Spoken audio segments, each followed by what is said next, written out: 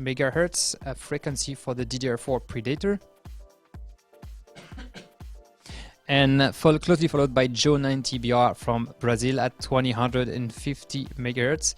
You can see there's a huge gap between the second and the third place. This is mostly due either by the training of the guys, that's the difference in the skills, but that's other difference in some multiplayers sometimes. In fourth place we have Fugger, very close from H.O.T. As you can see, H.O.T is at 2050 megahertz, while we had Fugger that is at 2049 megahertz. So that's extremely close for the two guys. I guess Fugger is a bit would be a bit sad to be like, oh damn, I just finished fourth instead of third. And you can see Nacho Arroyo on the screen. That's the one that his score was pulled out because he missed something on the submission.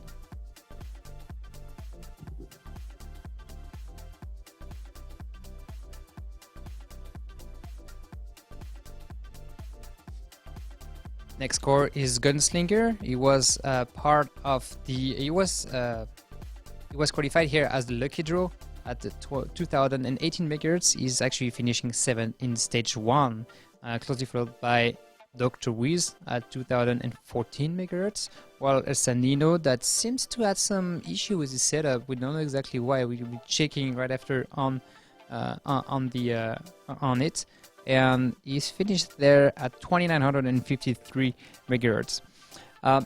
This basically closed this stage. The leader of this stage 1 is Extreme Addict, and Extreme Addict has been the winner of the season 1 and season 2 world final of the HyperX OC takeover. We will see if he's on the right way to continue for this. We will have to but it's all is far from over because there's much more to come today. We're gonna have some more information and some more raffle on the live chat as well. And let's show that, guys. You stay tuned here. You can always follow us here on Twitch, discuss on the live chat. We have Obscure Paradox as well as Firekiller GR answering your question, guys. We have League of 2 here on the live chat, all those answering and answering your question in here. This is the HyperX OC Takeover Season 3 World Finals. We'll take a short break and we come right after. Thank you, guys.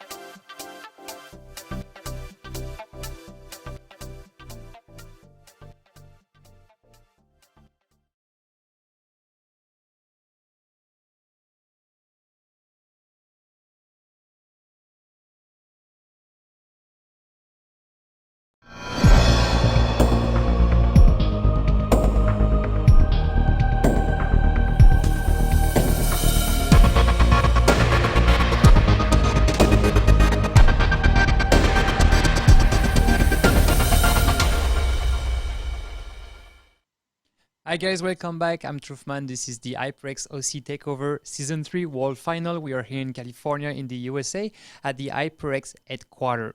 As you just saw before today, there was stage 1 with the maximum memory frequency, and we had Extreme Addict to win that stage. So Extreme Addict is on the path to be a third-time winner of the HyperX OC Takeover. That would be a massive, massive success for him, especially after last week he was in China at the GOC and he finished only 4th. So maybe he will defend his title again here at the HyperX OC Takeover Season 3 final. Thank you guys for joining us. Thank you guys if you just arrived. This is an overclocking competitions where the guys have to reach the highest frequency on the memory or the highest score in some of the benchmark that we will be discussing a little bit soon.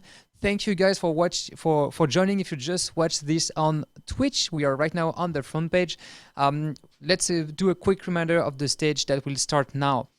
Basically, all the contestants have to reach the highest score in a benchmark called XTU, Extreme Tuning Utility. We will go a little bit more in all the details during that stage to make sure that you guys all understand what's going on in there. Basically, they are all using the same system. It's like everyone is using the same car, and we are using all the same track, and the track is the benchmark. So the stage is soon to be starting. We will be soon launching that. I have Leagoft here joining me over the interweb to make sure that everything is going well. Hey Leagoft, how are you doing for the second stage? Yeah, hopefully again we see some great scores coming up, and we're fully ready for it. So let's do it. Let's start the second stage of this HyperX OC Takeover competitions. And that will be with you guys. This is exclusive. This is the only way you can see these overclockers attain these kind of frequencies and tweaking. So let's get to it in the next few seconds. I guess all the overclockers, some are back there, some are still outside drying their system, but we will make sure that it's starting in the next 8 seconds from now on. So let's be sure to tune in. This is stage 2 XTU limited at 5 GHz for the CPU. And now they can go. They have to start, reach the highest score in XTU with a maximum frequency of the CPU of 5 GHz. Let's put this clear. The goal of a benchmark is usually to get the highest score you can. But sometimes there's a way you can put limitation on it. This one now, today, they have special kind of limitation.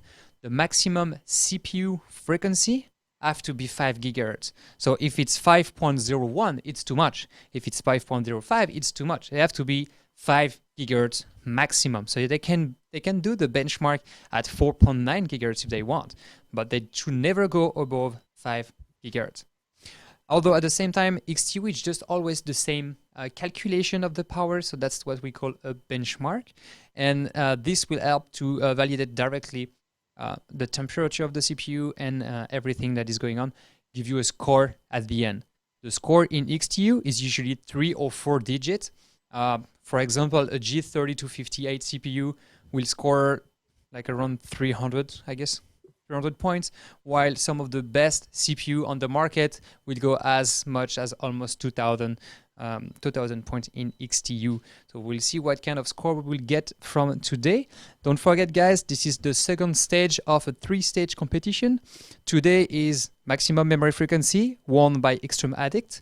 This is the stage 2, XTU limited at 5 GHz, and tomorrow we will have the last and final stage. That's going to be 3D marked Firetrack, more of a graphic benchmark to be there. As you can see on the screen, all the guys here are setting up their system. They are launching XTU. You can see Ursanino right now on the screen.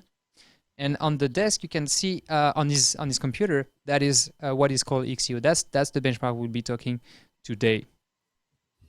Leagoft, you're our overclocking expert. You're here to help us out to comment and understand everything that's going on in here. So first of all, can we highlight what are the hardware part that need to be used in this stage specifically? So indeed, as you said, so everybody got the hardware at the event. So everybody's using the same gear, and it's really the job of the overclocker, let's call it the job, to get indeed everything running as high and as fast as possible. So HyperX, brand known maybe previously as Kingston, but it's already been like a few years that they divided their gamer and more enthusiast-oriented products to the HyperX brand. So they have the memory available now, DDR4 3466 megahertz kits, so 2 times 4 gigabytes. So we saw them in the previous stage pushing well over 4000 megahertz, even 4250 megahertz if I'm correct. Maybe in this stage we'll see slightly lower clocks, but they will tweak the memory a little bit more. Instead of going very loose on the timings, they will tighten them. Tighten them, why? So they will get more performance. And this is the fun thing with XTU. So XTU is like a tuning utility developed by Intel, in fact, for competitive purposes like events like these. And XTU is really specific. It scales a lot with CPU frequency, with memory frequency, and with very tight timings. So that's going to be interesting. They all have the same hardware and they all have the same limitation as well. They should not go over 5 gigahertz. So that means it will all rely on the memory performance and memory tweaking in there. So that means only the best tweaker can win this stage. Indeed. We have, I think the first time we met was at the Gigabyte tweaking event in Paris, Truth. What was it, 2008, 2009? P55 Tweaking Fest, yep.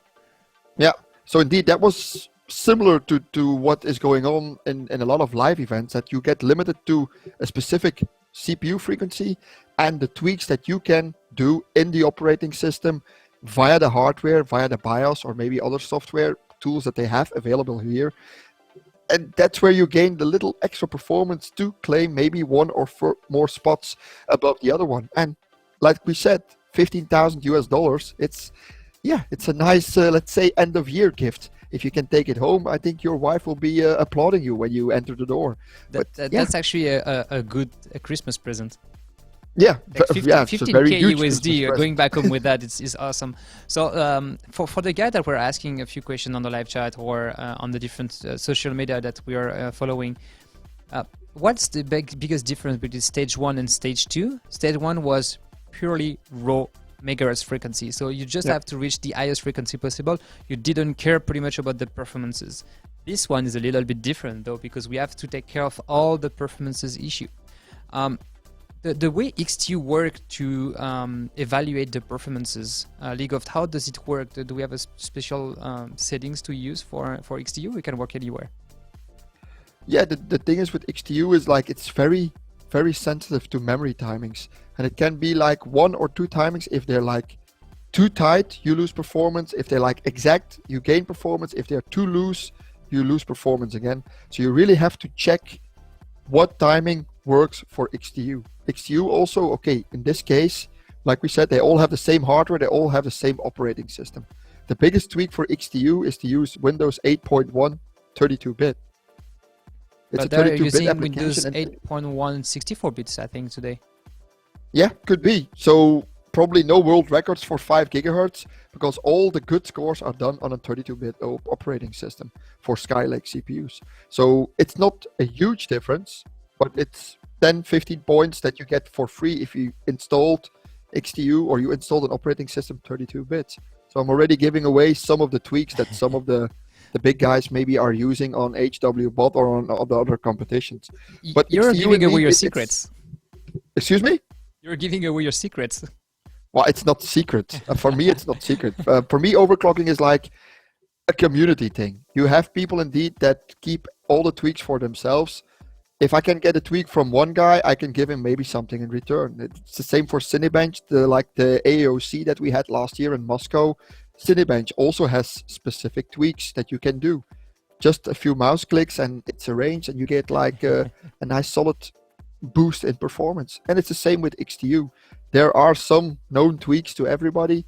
Some are maybe a little bit more hidden, but today it's really a tweaking event, especially stage 2. Stage 2 is definitely a tweaking event for that. Yeah. There's people on the live chat, Arizonian OCN, that says share the tweak loves. Yeah, of course. It's always fun to understand how the guys are doing it and how they can improve the score. So as we said before, the biggest difference between before stage 1 was purely megahertz frequency. Yeah. For stage 2, it's more the performances.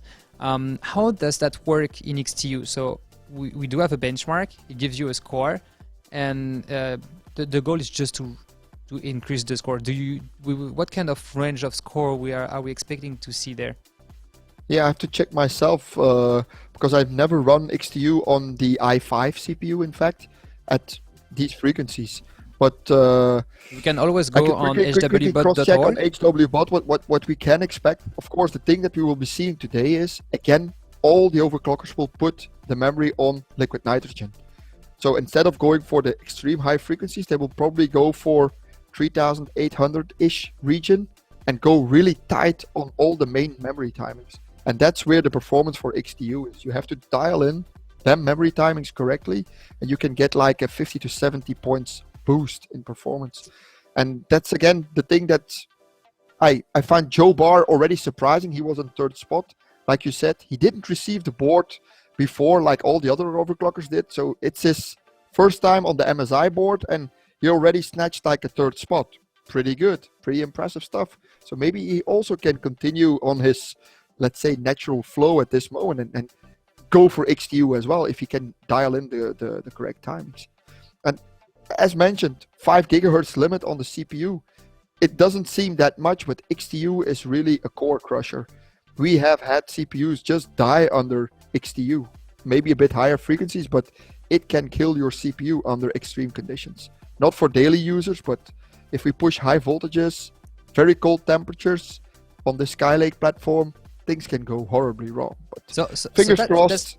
That's the thing with XTU and all the new platforms. It's completely safe to use it if you're using it, not using liquid nitrogen. It's just getting dangerous when you use liquid nitrogen. Otherwise, everything is fine. Like it's completely safe to run. It doesn't. It won't break your CPU just because you run XTU. Actually, XTU is even made directly by Intel. You can overclock everything inside the tool directly there. Yeah. And also the thing is with Intel CPUs is, indeed, if they go over a certain temperature range, they will start what we call to throttle. They will downclock again to keep the CPU, let's say, in proper working condition. You can monitor it, perfectly inside the XTU while the benchmark is running. You will get temperature readouts, frequency readouts, and it also will tell you if it's clocking down, yes or no, if it's throttling, yes or no. And in fact, I've had a lot of people, probably most of you guys, even the gamers out there, they probably will set up their setup and do like stuff like Prime 95 for hours just to check if their setup is like stable to game on. Well, XTU is even a little bit harsher than Prime 95, and it takes on a modern setup maybe 2 minutes to run. Maybe just run it like 2 or 3 times and you will have processor and memory wise a rock stable system if it passes XTU. So it's a quick tool and it's free downloadable from the Intel side. So it's a very, very nifty tool to use, in fact, to quickly check daily stability for your setup. There's actually people on the live chat asking what was going on the view that we had on live stream, and they say blue waffle on the CPU. No, actually that's the insulation, because the guys are using liquid nitrogen, so they have to insulate the board to avoid the condensations. So what you just saw just before was all the process of insulating all that. That is because they are using liquid nitrogen. It's a minus 100. It's negative 196 C in the temperature. So that will be quite crazy here, because it's very cold, and then you have all the condensations going on. I guess we will soon see. This is actually the setup system that you just saw before from Lucky Noob from Indonesia. He did finish second in the stage 1. Ligov, do you have any preferences in the kind of insulation you want to do? No, we have had this discussion before, and the thing is, sometimes you can even depict it on the region that you are in. So, for example, Extreme Addict, he's a Vaseline lover. Don't take this wrong, guys. It has nothing to do with, but he likes to insulate his motherboard with Vaseline. So he smears it all over the motherboard, just makes it a little bit more fluid with a heat gun, brushes it everywhere in. And the thing with these extreme cooling temperatures, so I think today they will go maybe to minus 100-ish, because they only are limited to 5 gigahertz. But ice is not your enemy. Water is your enemy. So if the entire motherboard freezes over. It's fully covered with ice, and it still functions. Nothing is wrong with the motherboard. But as soon as, of course, if it starts to melt, you get water. Everybody knows that water and electricity don't match, and that's why people. You can try, but usually it overclockers, doesn't work well. yeah, it doesn't work well. It works briefly well, and then maybe can give like a spark, or it can shut down, can take out the board, the CPU, whatever. But that's why And people it's gone. insulate the board. Yeah, that's why the people use insulation. So XA, for example, and the guy that you're seeing assembling the setup right now, he uses a lot of Vaseline, some of the blue paper towels, just to absorb any of the moist that's in there, and that's it. Other guys use like Germans use like liquid tape. So some rubber coating that you smear all over your motherboard. Same protection. Others use eraser gum. Others use armor flex. So every overclocker has its own preference. I think the most it was not funny, but the most impressive one was the one we saw at Computex. I think the guy from HKEPC. The HKEPC, they were using rice. They were using rice on the motherboard to dry out all the humidity to it. That was a different way to do it, indeed. Yeah. So and everybody laughed at him when he put his bags of rice on the motherboard. It was like, is he going to boil it? What's he going to do with it? Finally, the guy won the competition. So everybody was like thinking, might be an interesting thing to do at home. And in fact, it was very rapidly done. Just put the bags of rice on the motherboard, and it served him quite well. Also, we see some comments about oil.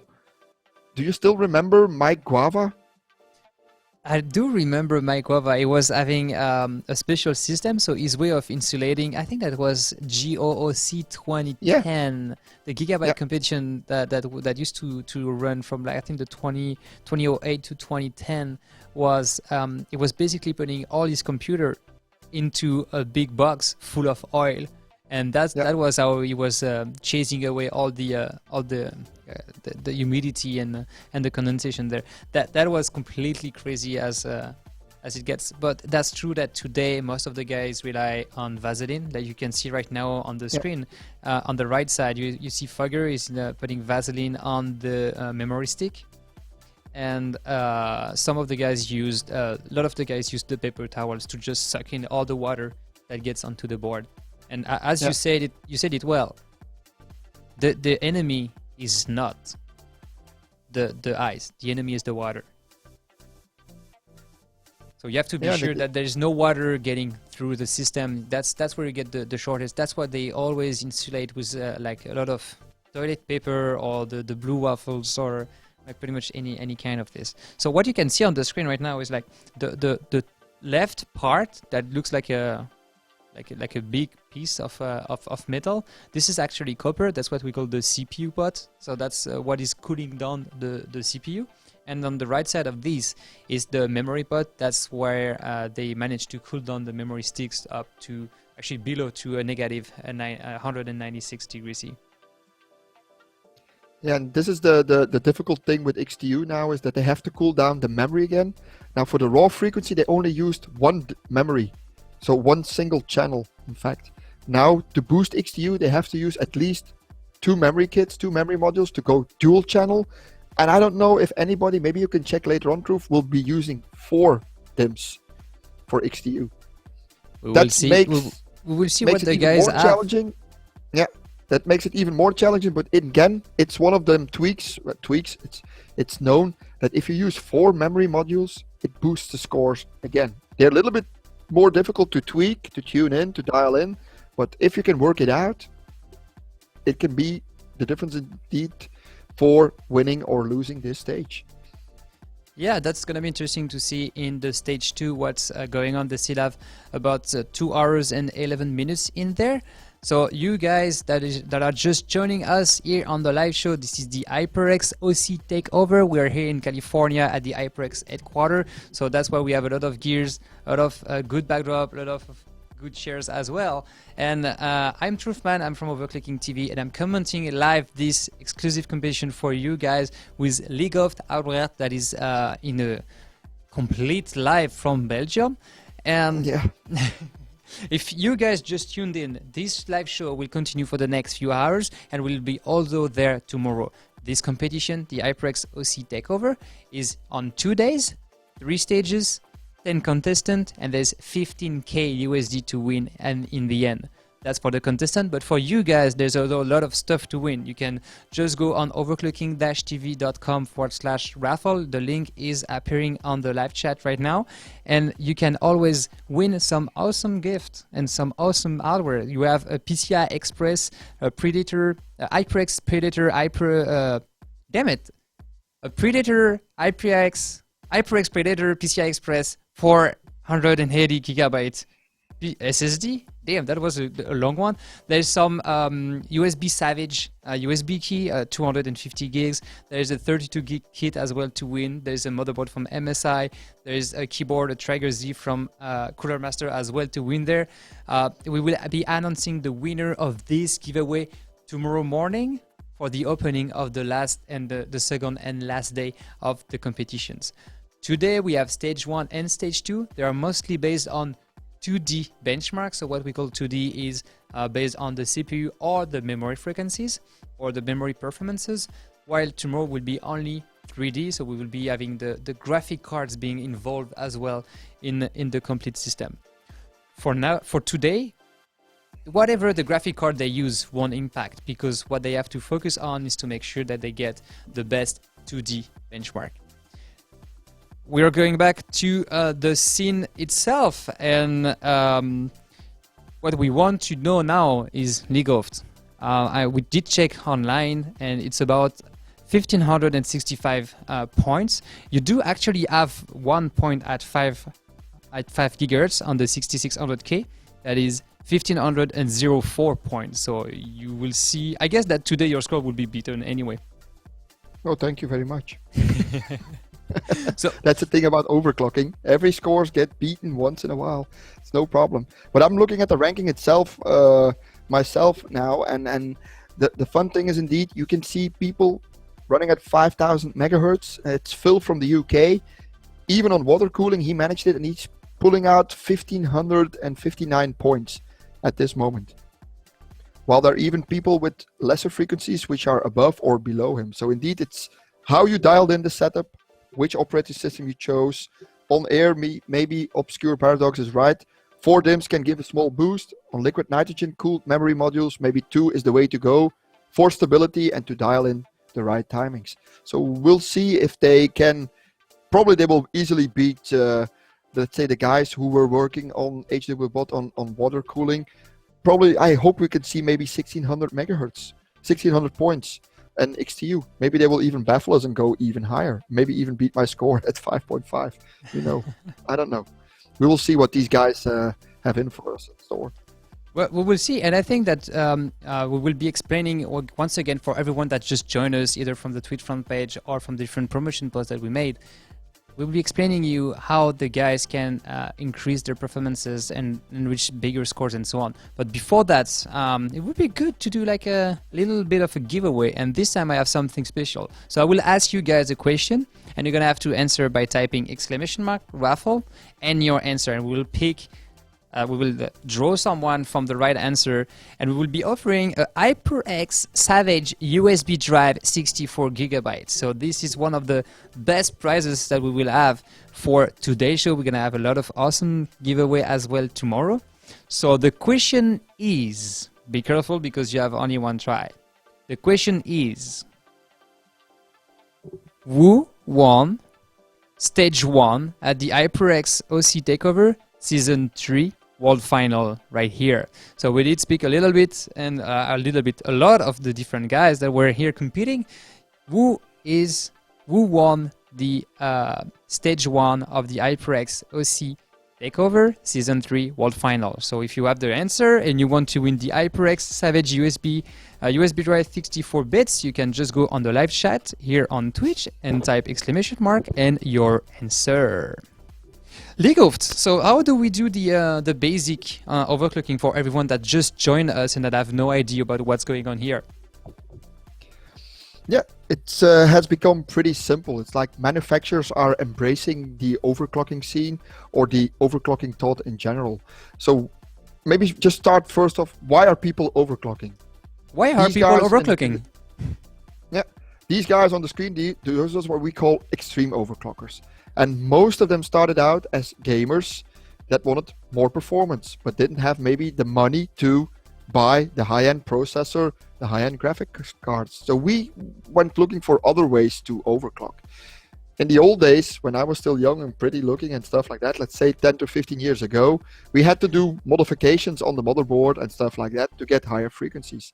Nowadays, we have like the Intel i5 6600K Skylake CPU, which has like an unlocked multiplier. So a total CPU speed is built up of two main determining factors. That's a multiplier and the base clock. The base clock we already mentioned a few times. It's limited at 100, and the multiplier makes the total amount of processor speed that you will get. So let's say for a 3500 megahertz, you will have 100 multiplied by 35. If you have one of these CPUs, you can raise or lower the multiplier by a certain amount. So like this you have is shown what guys allow you in the to this allow you to tune a little bit even more what's going on with the CPU itself and the frequencies. So Yeah, just I not just wanted just not the CPU frequency makes sense. Like all the different frequencies will help you out in reaching higher performances. Indeed. And it's like you shown in the Scatterbench video, you can explain it to any mortal in like 2 or 3 minutes. The principle is very easy. You can raise that multiplier to a certain limit, and at a certain moment you will maybe need to raise a little bit more voltage to the processor. On air, you can keep it safe. If you monitor the temperatures and it doesn't go above 80 degrees, you're perfectly fine, even for heavy duty gaming. If you want more, you have to maybe add water cooling. So temperatures will drop a little bit, so you can raise maybe 100, 200, 300 megahertz more. Finally, you will get bored of that as an overclocker, and you will go to extreme cooling methods. Phase changes, cooling down to minus 40, minus 50 degrees Celsius. Dry ice, minus 70, 75 degrees. And finally, most of them will end up with liquid nitrogen, cooling down to maybe minus 196 degrees Celsius. So this is where the extreme stuff comes in. And I've seen people already asking, how can you guys call this a sport? Yeah, it's a thrill to just push hardware. And it's all based on skill. As they all get the same hardware, they have exactly the same motherboard, they have the exact same CPU, they have the exact same memory sticks, exact same SSD, exact same graphic cards. It relies on the skills. They have to find out what is the best tweak for this specific hardware to go further.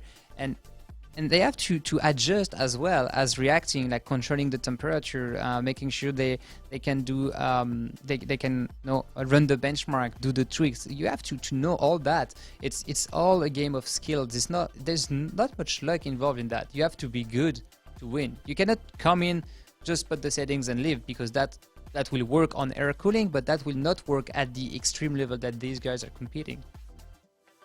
No, I think the scores of stage 1 already highlight how close this battle can be. And it's like Formula 1. It's just a matter of tenths of a second. And here it's like 10 or maybe 15 megahertz difference.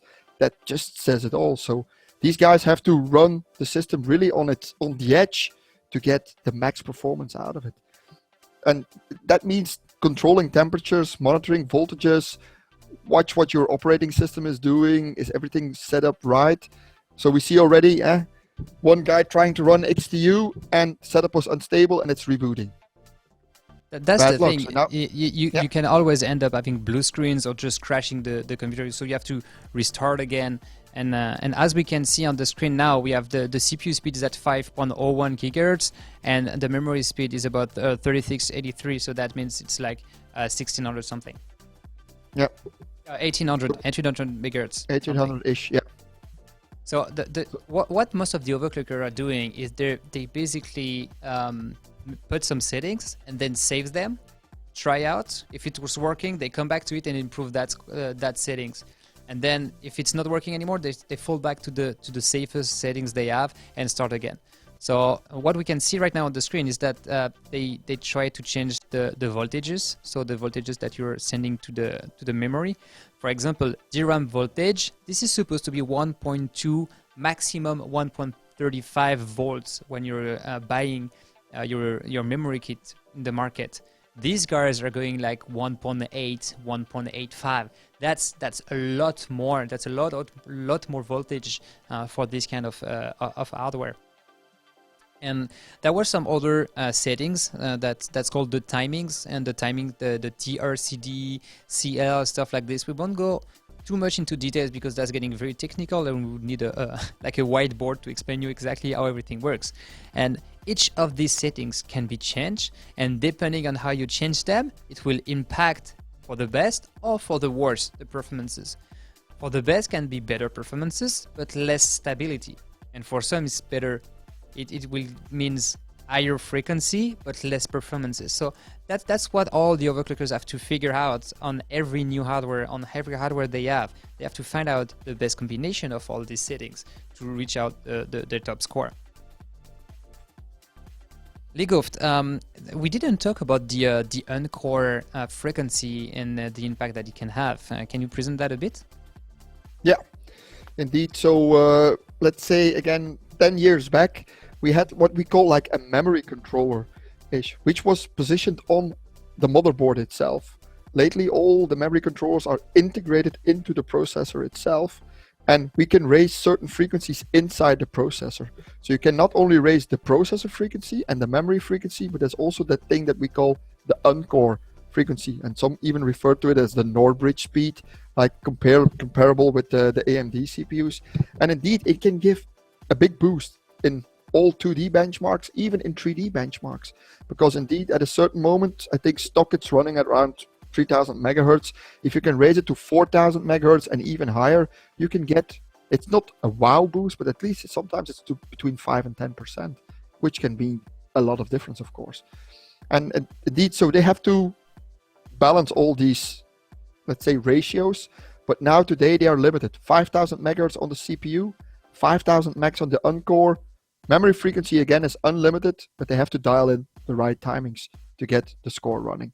So I hope we will see some scores beating maybe or coming close to 1600. Maybe yours. As long as it's beating your score about 1504 marks on the same CPU they are using, I will be happy. That for sure would be beaten today. We see the first one popping up already, so 1554. If you have already the right memory, and the AFR memory is the memory to use on Skylake, because you can go high on clocks, tight on timings, and even can do it on air. It's not that you really need liquid nitrogen on the memory for all your benchmarks. If you, of course, want to do global scores, like we call it, and you want to set new world records, then you have to do everything on liquid nitrogen. But you can have fun with these memory modules perfectly fine on air.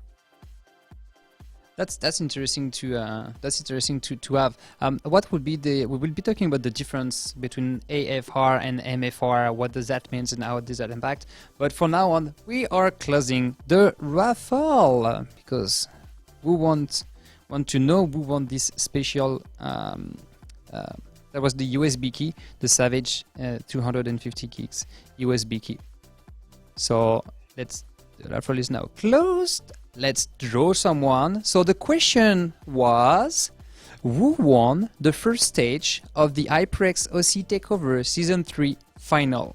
And the answer is Extreme Addict. And the first person to get this information right that we draw is Kojima. So congratulations, Kojima. You just won yourself a USB Savage 64 gigs, I guess. Yeah, 64 gigs one. So congratulations. We'll be contacting you by private messages, and gonna have all your information from there to send you these awesome prizes from the support of HyperX. So as we can see right now on the screen, all the guys are trying to find out the best settings. Some of them are still like Extrematic are still trying to find out what kind of installation you need, remounting the system, taking it easy, avoiding any kind of possible issue that they might have. They still have about 2 hours in this round.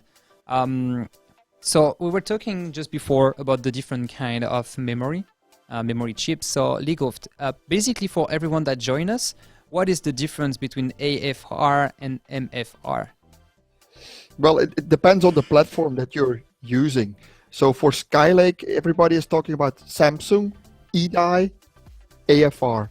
So those are the memory types that you can want. Let's take, for example, a flashback to a few years ago. For high memory frequencies, you needed MFR. So each platform, each new CPU generation, even if it's based on DDR4, like X99, now we have Z170, it depends on which benchmark you want to do, what you want to do with it. There are different memory ICs. And that is also constantly evolving. So I don't know if anybody still remembers GTX2 Hypers from Corsair. And back then, those were the memory ICs for Sandy Bridge and Ivy Bridge. Then we went to BBSC, BSC, and it just moves. It always evolves. That's what is fun about overclocking. Hardware constantly evolves. So each time when we get like new toys, we get new stuff to play with, performance goes up, and yeah, it's a fantastic hobby, in fact. But to really explain all the differences between the different memory types can be, I think, a little bit too boring for most viewers here. Just remember that the kits that you buy, let's say, retail shops, it doesn't matter if it's Samsung, EDI, or whatever. For normal daily performance, they're perfectly fine. They're perfectly matched. The difference is only for extreme overclocker in this kind. Yeah, that's what it all boils down to. Usually, memory overclocking with tight timings doesn't help to boost your FPS in daily gaming. You're not going to notice it. But for us, for this hobby, and indeed for extreme sports, we need to dial in everything properly, high frequencies, tight timings, so we can boost the score. Even if it's only with a small margin, a better score is a better score. Well, that's thank you, Ligo, for summing up that. I have a special guest here with us in the booth in the casting studio. That's Massman, one of the judge here at the competitions. Sorry, I don't have a chair for you, so we'll have to fake it a little bit. So, Peter, you've been the judge here at the HyperX OC Takeover Season 3 World Final. So far, how was Stage 1? It was pretty interesting. There was a lot of benching going on. We saw a lot of corrupt data files, so a lot of people pushing the memory until the very, very edge, actually crossing the edge of stability and falling down to a very deep pit of corrupt data files. That was one of the issue most of the guys had, especially Dr. Wiz. The last score, we saw the last score. You were waiting for that one to take the screenshot, put that on the USB key, and then give it over to you for validation. And when you turn it into your desk, find out that it was completely corrupt, so the score is not valid for that. Was that the same reason for the score from Nacho Arroyo in Stage 1 to be pulled out as well? Yeah, correct. It's just because the guys are way too fast, or the platform is not stable anymore? It just when the validation file is made with the frequency, a part of it gets corrupt, and then the data integrity is not solid, so that's why it gets. That's how it's always hard for us to find out a good way to make sure that every score are valid and so on. How is it going for Stage 2? Because we are like more than 30 minutes into it, and it's like there's no score yet being posted. Do you think it's normal, or people will have a placeholder? Well, you have to keep in mind that the memory clock required to have the memory under LN2, right? So for XTU, you need to switch from one memory stick to two memory sticks. So you need to unplug your first memory stick and dry out the entire motherboard to make sure you don't have any condensation issues. And that takes a while to do it properly. So I think because the XTU stage has about 2.5 hours, people are just taking it like very cautiously and trying to make sure that their board is completely ready for the next round. That's gonna be fun to see the first few scores coming in. And thank you, Peter. I won't take much more time of yourself. I think we will see each other a little bit later today and tomorrow for the score announcement as well. Sure. Thank you. So we are here at the HyperX OC Takeover Season 3 World Final in California at the HyperX headquarters. So we are talking about the Stage 2 of these competitions that is based on XTU with the limitation on the CPU frequency at 5 GHz. So as we were talking, like the guys need to use liquid nitrogen on the memory, etc. So they want to be sure that everything is running smoothly. Part of the strategy, what would be your strategy, Ligo? If you were competing today, what would be your strategy? again, like previous time, just set down a score. A score is better than no score. And you can, the fun thing is with XTU, you can really dial in sometimes via the software as well, via memory trigger or stuff, and just check it, how it's evolving. Reboot it, run, rerun, run, rerun, till it provides you a good score. Sometimes it can be that you run the program and it gives you a score a little bit lower. You just rerun it and it boosts the score again. So we will see a lot of people running and rerunning. The only thing that they have to assure now is CPUs can be perfectly stable, 5,000 megahertz on the Encore, or 5G as we want to call it. That's not the problem. Now the problem that they are having to deal with is 2 memory modules cooled by liquid nitrogen, how to keep them stable, how to properly dial them in, and finally boost the score. So we will see a lot of people, and we see a lot of people messing now in the BIOS, adjusting them vital timings. If you go into your BIOS in your daily PC system, you will see that most of these timings are just on auto. Auto. Leave everything on auto if you don't want to, auto is good. Go down. But once you need to get down to finding out these little extra performances that can get you above the other guys you are competing with, and you just have to go and go deep into all these small settings to find out the extra performances. This could be maybe 1 point in the benchmark. This could be 50 points in the benchmark. It always depends on how you find out the best way to achieve a bigger score. There's a limitation in this stage 2. The CPU frequency is a maximum of 5 gigahertz. So that means they need to be sure that the CPU frequency never goes at any point in the benchmark above 5 gigahertz. So we can see here on the BIOS of the Z170A X-Power Gaming Titanium Edition from MSI, the CPU speed was at 5 gigahertz and the memory was at 3.8 if I recall correctly. Thank you guys for joining. If you're just joining us, this is the HyperX OC Takeover Season 3 World Final, and we're here in California at the HyperX HQ headquarters to comment exclusively for you guys on it. We are following the live chat, and if you have any questions, just let us know. Talking about the validation about the 5 gigahertz, is there something that can help out the judge to find out if the frequency went above 5 gigahertz during the benchmark? Leagoft? XTU has the built-in monitoring program by itself, so it will monitor the highest frequency reached during the stress test, let's call it like that. So it will just log it, and we have been using it for several competitions. There were like a few previous older versions that you could like say trick a little bit, but the current ones are pretty stable. So and we just had a blue screen, the first blue screen we can see live on the competitions. This is happening quite a lot in this kind of overclocking competitions where you're pushing way too close to the edge. That was Extreme Addict trying to push his system to the maximum, but sadly he ended up with a blue screen. So you have to restart, reset everything in the BIOS, or restart directly into Windows. All the guys here are using Windows 8.1. That was, as we say, they all use the same hardware, but they all use the same system. And it's a second blue screen! Leagoft. You always get so enthusiastic. If yeah, that's so true. I was about to say, like, do you share my passion of I'm gonna say that, my love for seeing people trying to bench and ending up in blue screens? No, because the first time I came live on OverClocking-TV, it was a blue screen as well.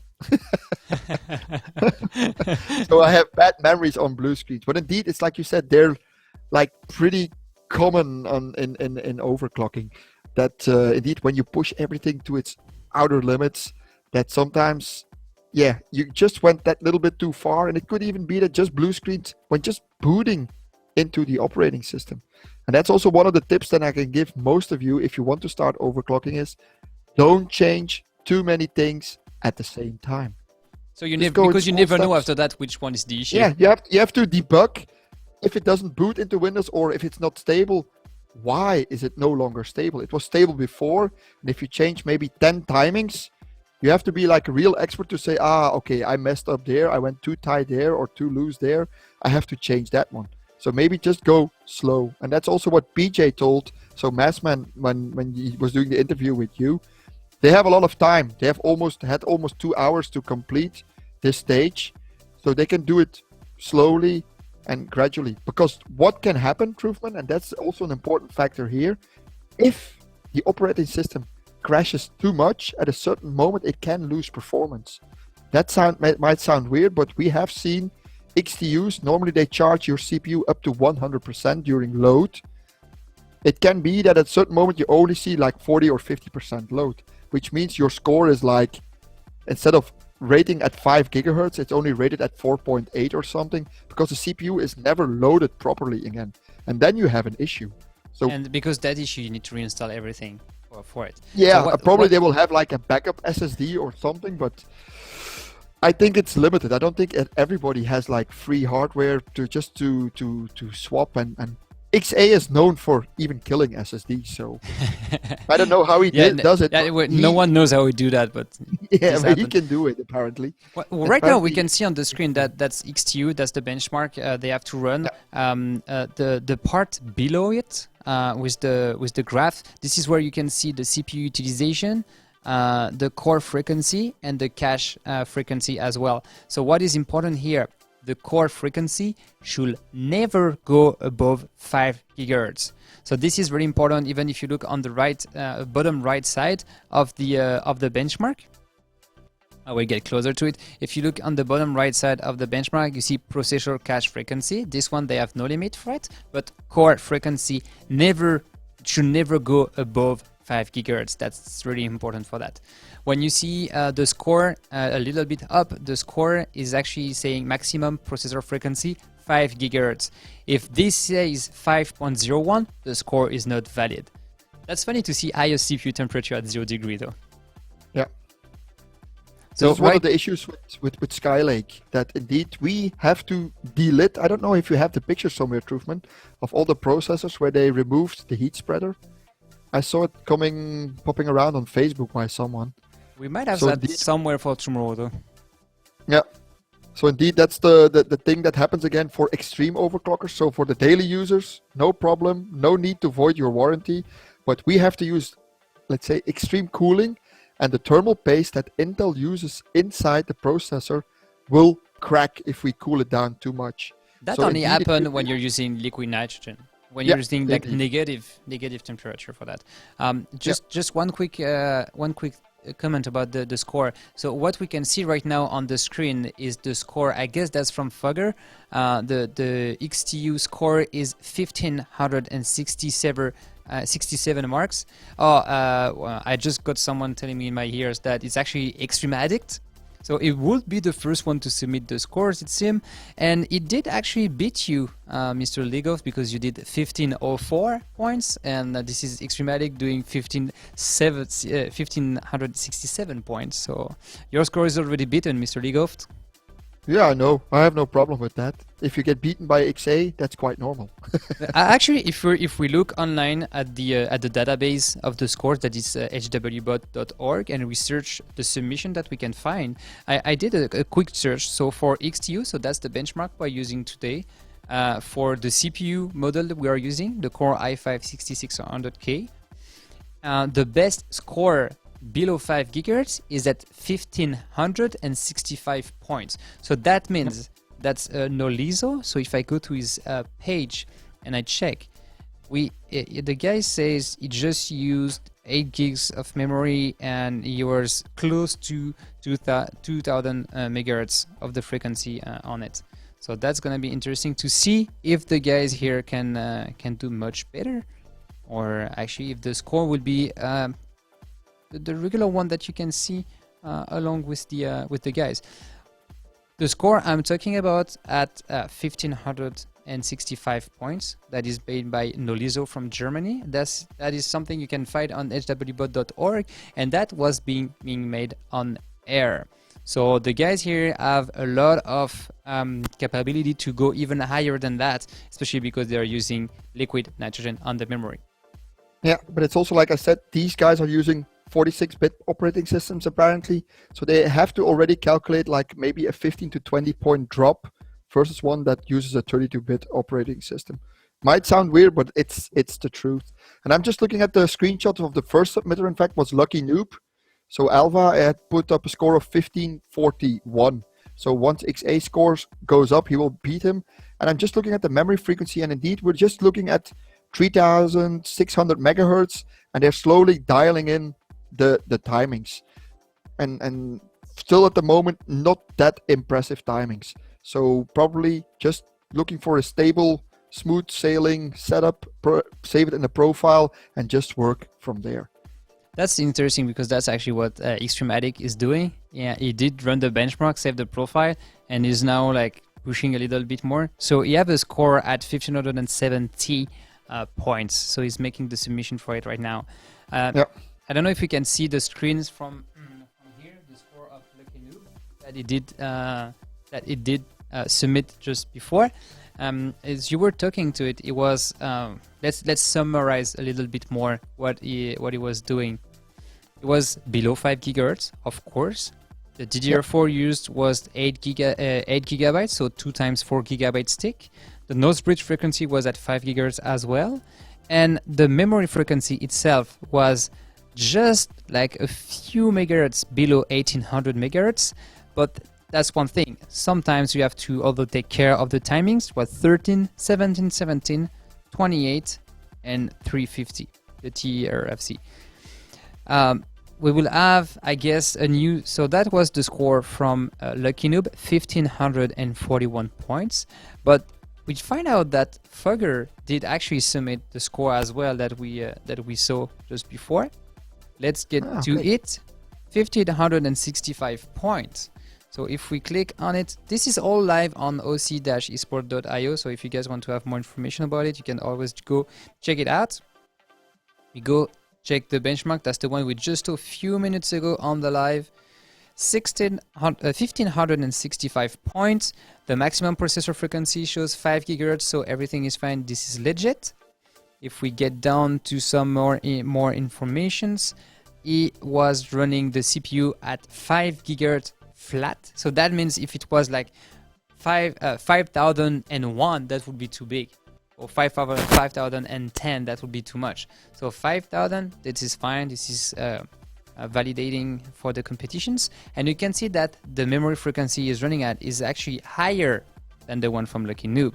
Is running at 1932 megahertz, and even tighter timing is the CL, so the cast latency is 12 for Fugger, while it was 13 for Lucky Noob. So that's maybe where it was Lucky Noob were lacking a little bit more point for that. Also, as well, we have the TRFC that is 278 compared to 350 for Lucky Noob. Yeah, and those are in fact the timings that I was talking about. Those are only the main timings. So there's like a gazillion more in the BIOS, so you can really adjust manually one by one. Figure it out. Does this one work? Does it increase my bandwidth? Does XTU yield a higher score? And you have to really fine-tune it, because also the thing is with these motherboards is if you adjust one timing, it could be that you have to adjust another timing just to get your system booting again. And that takes a lot of time and dedication just to figure out how each new platform works. We have a third score being submitted by Dr. Wish from South Africa. Actually, you can find Dr. Wish on Facebook as well. You have a Facebook fan page. I guess it's facebook.com/Dr. Wish. And if we give a close look at its score, it took a completely different approach to reaching a higher score. So far, he's scoring 1450 points. But the CPU frequency is 5 gigahertz as well. Never have to go above that. The memory frequency, it's at 1600, but cast latency 10. So it's getting very low and strong on the timing memory for that one. So that's one way to do it. Doesn't seem to work pretty much compared to the other ones so far. But maybe he have some secret weapon in his bag for that's next. Yeah, and it's all about finding the right balance in memory divider, memory timings, and sometimes indeed higher isn't always better. It's the same for a CPU. If you want to clock up a CPU, it doesn't mean that you push more voltage that it will also scale higher. Some CPUs go a little bit better with a little bit less voltage than some, and that's the thing that you have to discover during an event like this. And indeed, it's like we have said before, the time pressure is on. It's 2 hours. It looks like a long time. XTU takes like what, maybe 1 minute, 2 minutes to run, but each time you have to reboot, find something, tweak it, reboot in the OS, run it again, and yeah, not an easy task, I can tell you. It looks like fun. It is fun, but it takes a lot of time to prepare. And yeah, congrats already to Jaime, so to Jobar for grabbing third spot in the stage 1. Really well done. So perfect. Thank you, Lego, for the commentary. What right now on the screen you can see Dr. Wiz. So let's go over a bit of what Dr. Wiz did in the past few months and years. So so far, Dr. Wiz is from South Africa. I guess he's the second best overclocker in his country. Yeah, he has to compete with Vivi, with Gotti all the time. So they're best friends indeed, but indeed. Dr. Wies indeed is only second, is maybe a little bit over the top, but indeed he has a stiff competitor in his own country with Vivi. That's also interesting to note that Dr. Wiz is focusing primarily on the competition rather than competing in the rankings, but he's still in the top 20 of the best overclocker in the world. That is extremely an extremely great achievement. He's from Team South Africa. He's the team captain of Team South Africa, and he has been on HWBot for quite a long time, since August 2009. So that's quite a long time for these guys to be around. Yeah, because we always get like a fresh update of new overclockers. Some older guys leave, and the new blood comes in, and yeah, it's like it is. But indeed, you have some people which are maintaining a high standard, which is not easy to do. Because you have to always adapt to the new hardware, new technology, evolution, even in cooling methods, how you cool down. Let's say 10 years ago, it was just, like I said before, just pumping voltage and try to get it as cold as possible. It changed a lot over the last years, and it takes more skill than before, in fact. Even though that the motherboard manufacturers and people are adapting software and even the motherboards versus the overclocking principles, but it's not easy at some moments.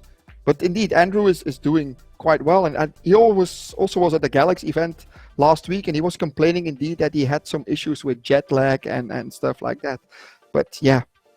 So that's the thing. Dr. Wiz and Lucky Noob, they came straight from Wuhan in China. They were competing in another big competition in China just last week. That was for them. That's going to be like a long trip for this. And it's interesting to note that these are the live competitions, but there's also competitions happening on HWBot and OC Esports that are running online for quite a long time along the year.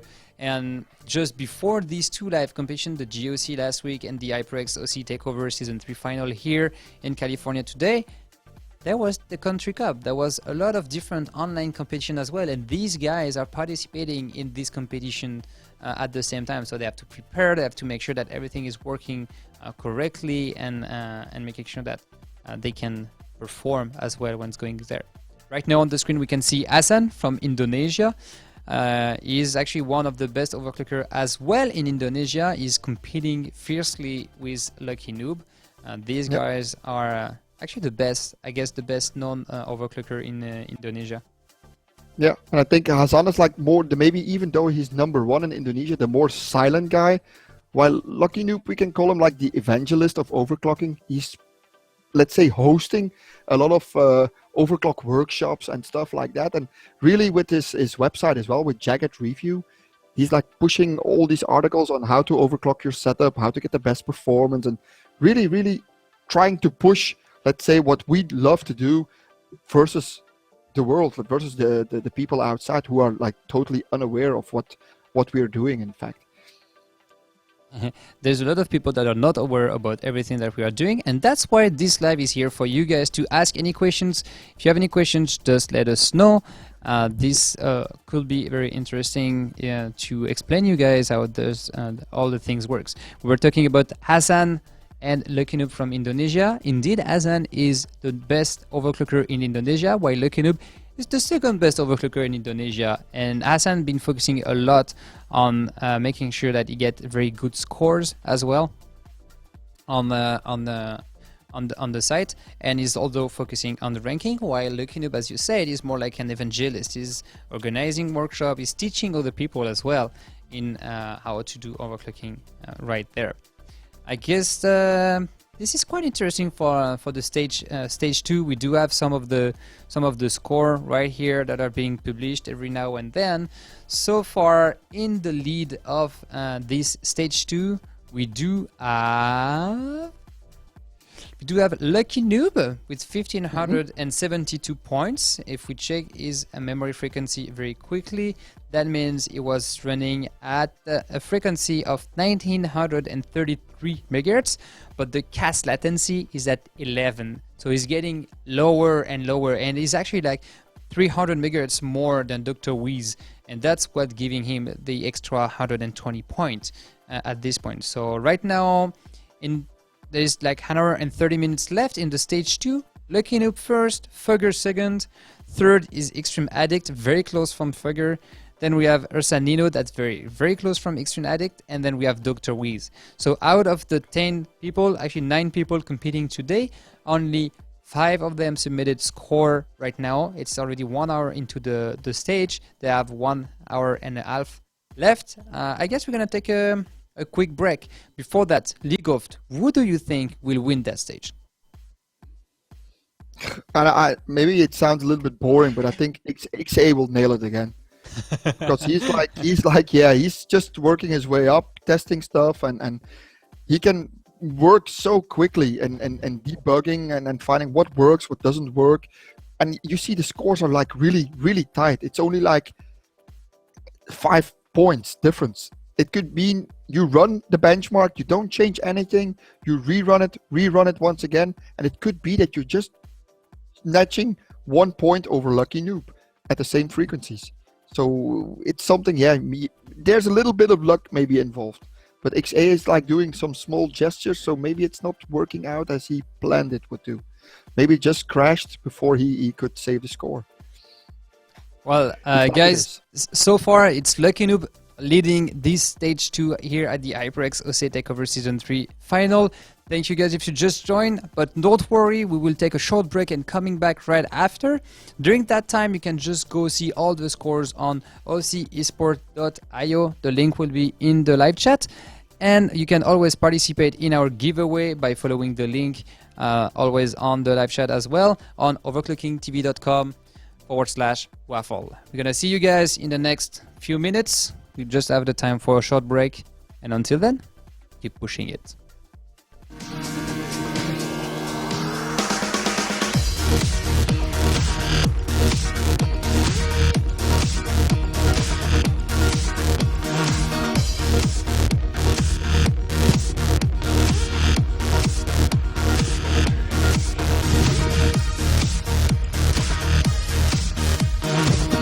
Yeah, shoot.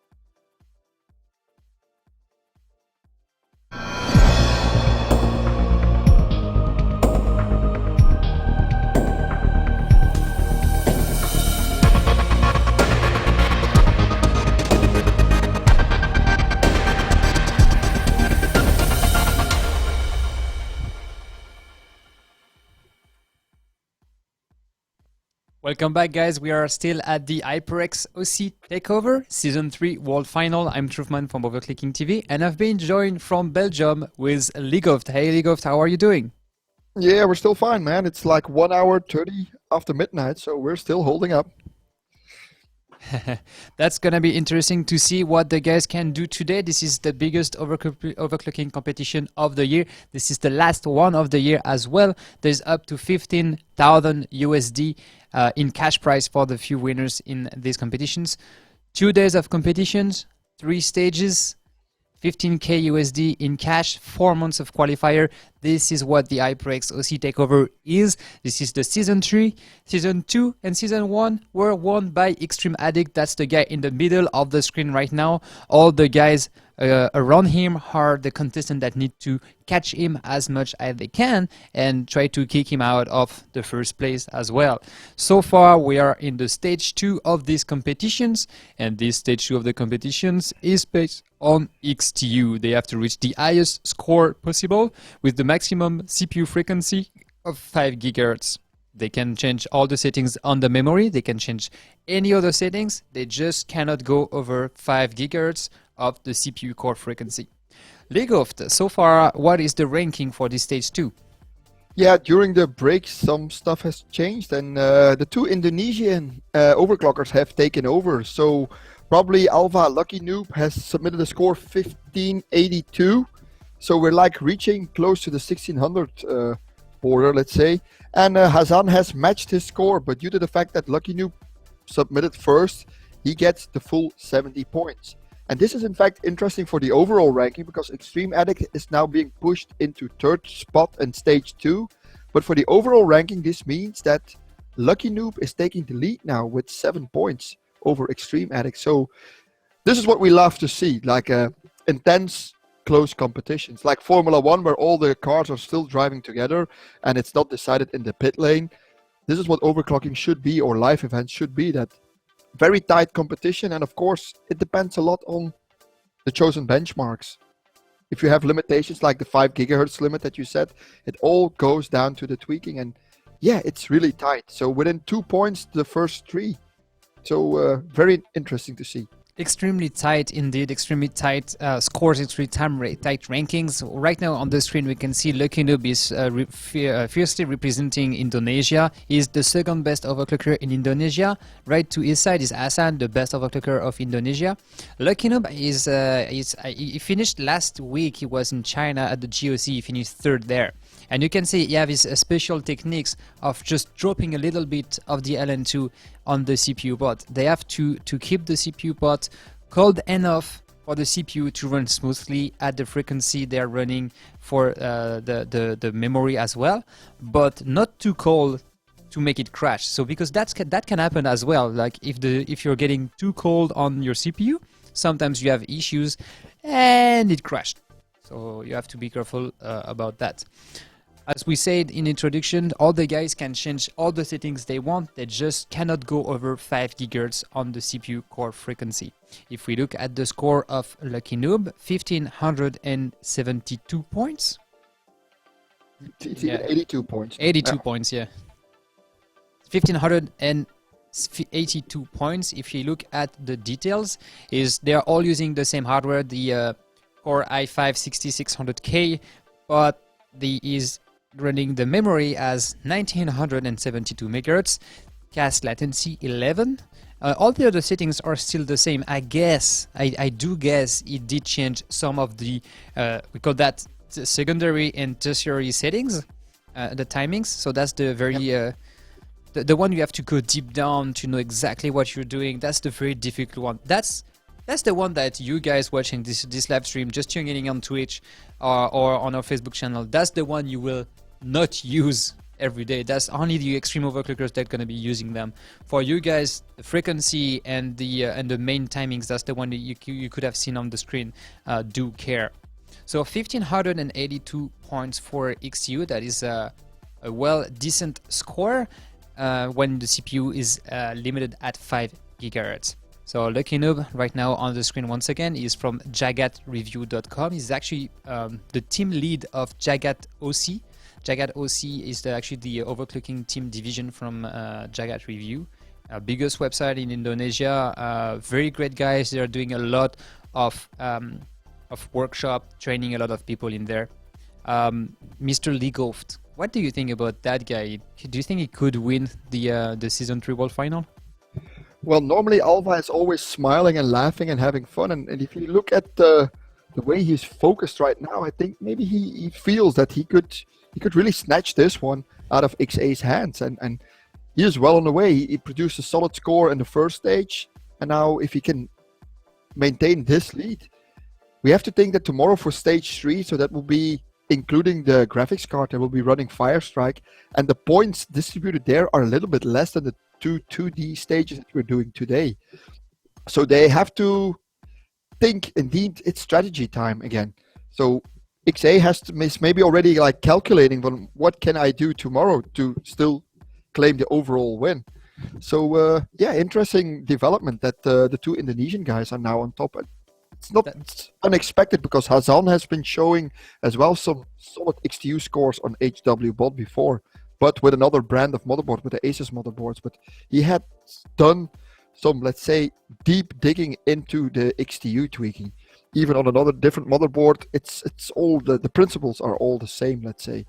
And yeah, nice to see those two guys. It doesn't always have to be the same guy in the lead. So nice to see the two Indonesian guys ruling the European Polish power monster Extreme Addict.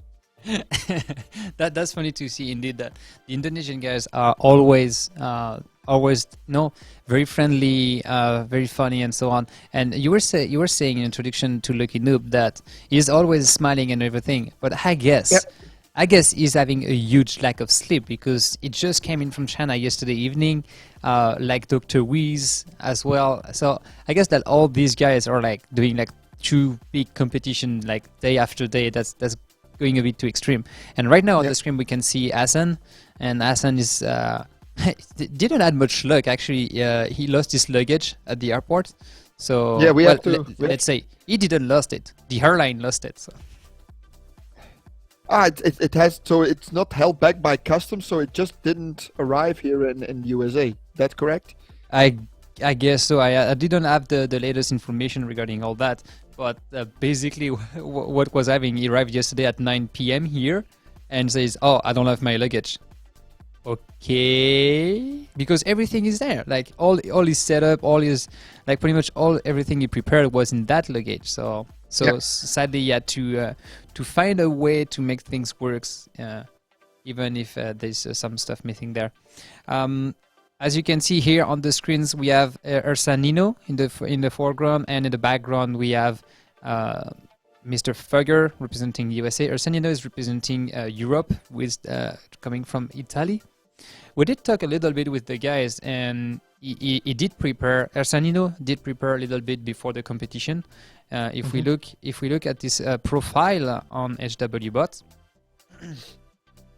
he is part of the Hardware Legend OC team. He's the best overclocker in that team. He's actually the team captain for there. He's coming from Italy, as I said, second best overclocker in Italy, and is in the top 15 of the Extreme League. We didn't talk that much about the league system. League of, what are the different leagues you can compete in overclocking? Yeah, this is one of the biggest changes, let's say, in the latest, let's say, revision of HWBot, that we have indeed different leagues, and most of the players here, let's say the overclockers, are all in the Elite League. If we just look at them, and Elite means that you can get hardware from vendors, also like maybe engineering samples from Intel, and that you can use those to produce scores. If you go a little bit lower, Extreme League is also the people that use like extreme cooling. That's why the name of where the name Extreme comes from. But they are not allowed to use like the special limited edition stuff that we sometimes get from the vendors themselves. So they're a little bit more, let's say, limited to, let's call it retail hardware, maybe off the shelf that everybody can buy. All the hardware you can buy, not something you get sent to you like a few months in advance. Like yeah, indeed, it's the same here. For in fact, with the Lightning card for the MOA edition, which has like special memory chips on it and stuff like that. So it's not a card that you can buy. It's not the same 780 Ti Lightning that some people might have at home, let's say. Let's compare it to that. There are like some small cosmetic changes just to get a little bit more performance, maybe allow better voltage control and stuff like that. But that's only to be used normally for people of the Elite League. It's not that they are better overclockers. I just they just have better myself. access.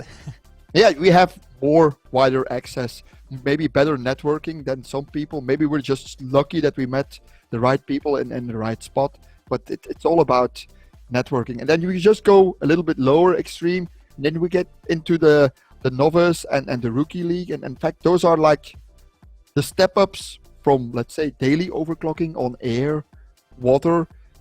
And the fun thing is at HWBot, we have competitions, or there are competitions for all these different leagues. So we have rookie rumbles, we have novice nimbles, we have, let's say, special overclocking competitions for, let's say, people using extreme cooling, and it just goes on. And there's a lot going on at HWBot at the moment. Maybe there's actually something huge that happened in the ranking right when I was looking at it.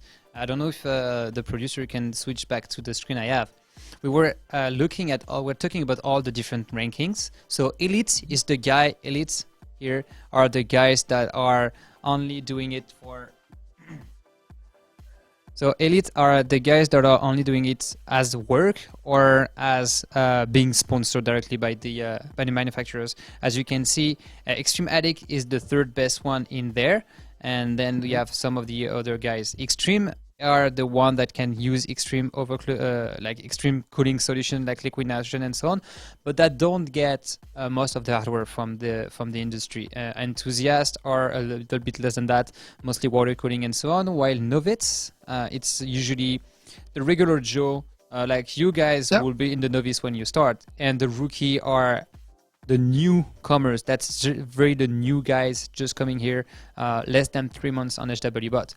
And I was checking at it, and that was Dan Cup, the best overclocker in the world, then 8-Pack, then Extreme Addict, and then Der Bauer. Der Bauer just jumped right in front of my eyes. He just jumped to the second place. So Der Bauer is an overclocker from Germany, and I think he just submitted some of the very strong score here. But let's go back to the competition, because that's why we are here today, to make sure that everything is going fine. Here they are benching XTU at 5 GHz. They are trying to make sure that Extreme Addict won't win again. If he does win, that would be quite impressive, to be 3 times in a row the best overclocker at the HyperX OC takeover. Yeah, and it just we have to applaud to Micha. Even though no matter what he overclocks, he will always produce top scores. It's also why he's always present at any overclocking event in the world. XA will be there, unless he's like very unlucky. Maybe he lost his luggage or he lost the plane ticket, but normally he will be there at the event. And then again, like today, performing at his best, because to be honest, XA doesn't have that much experience on the Skylake platform.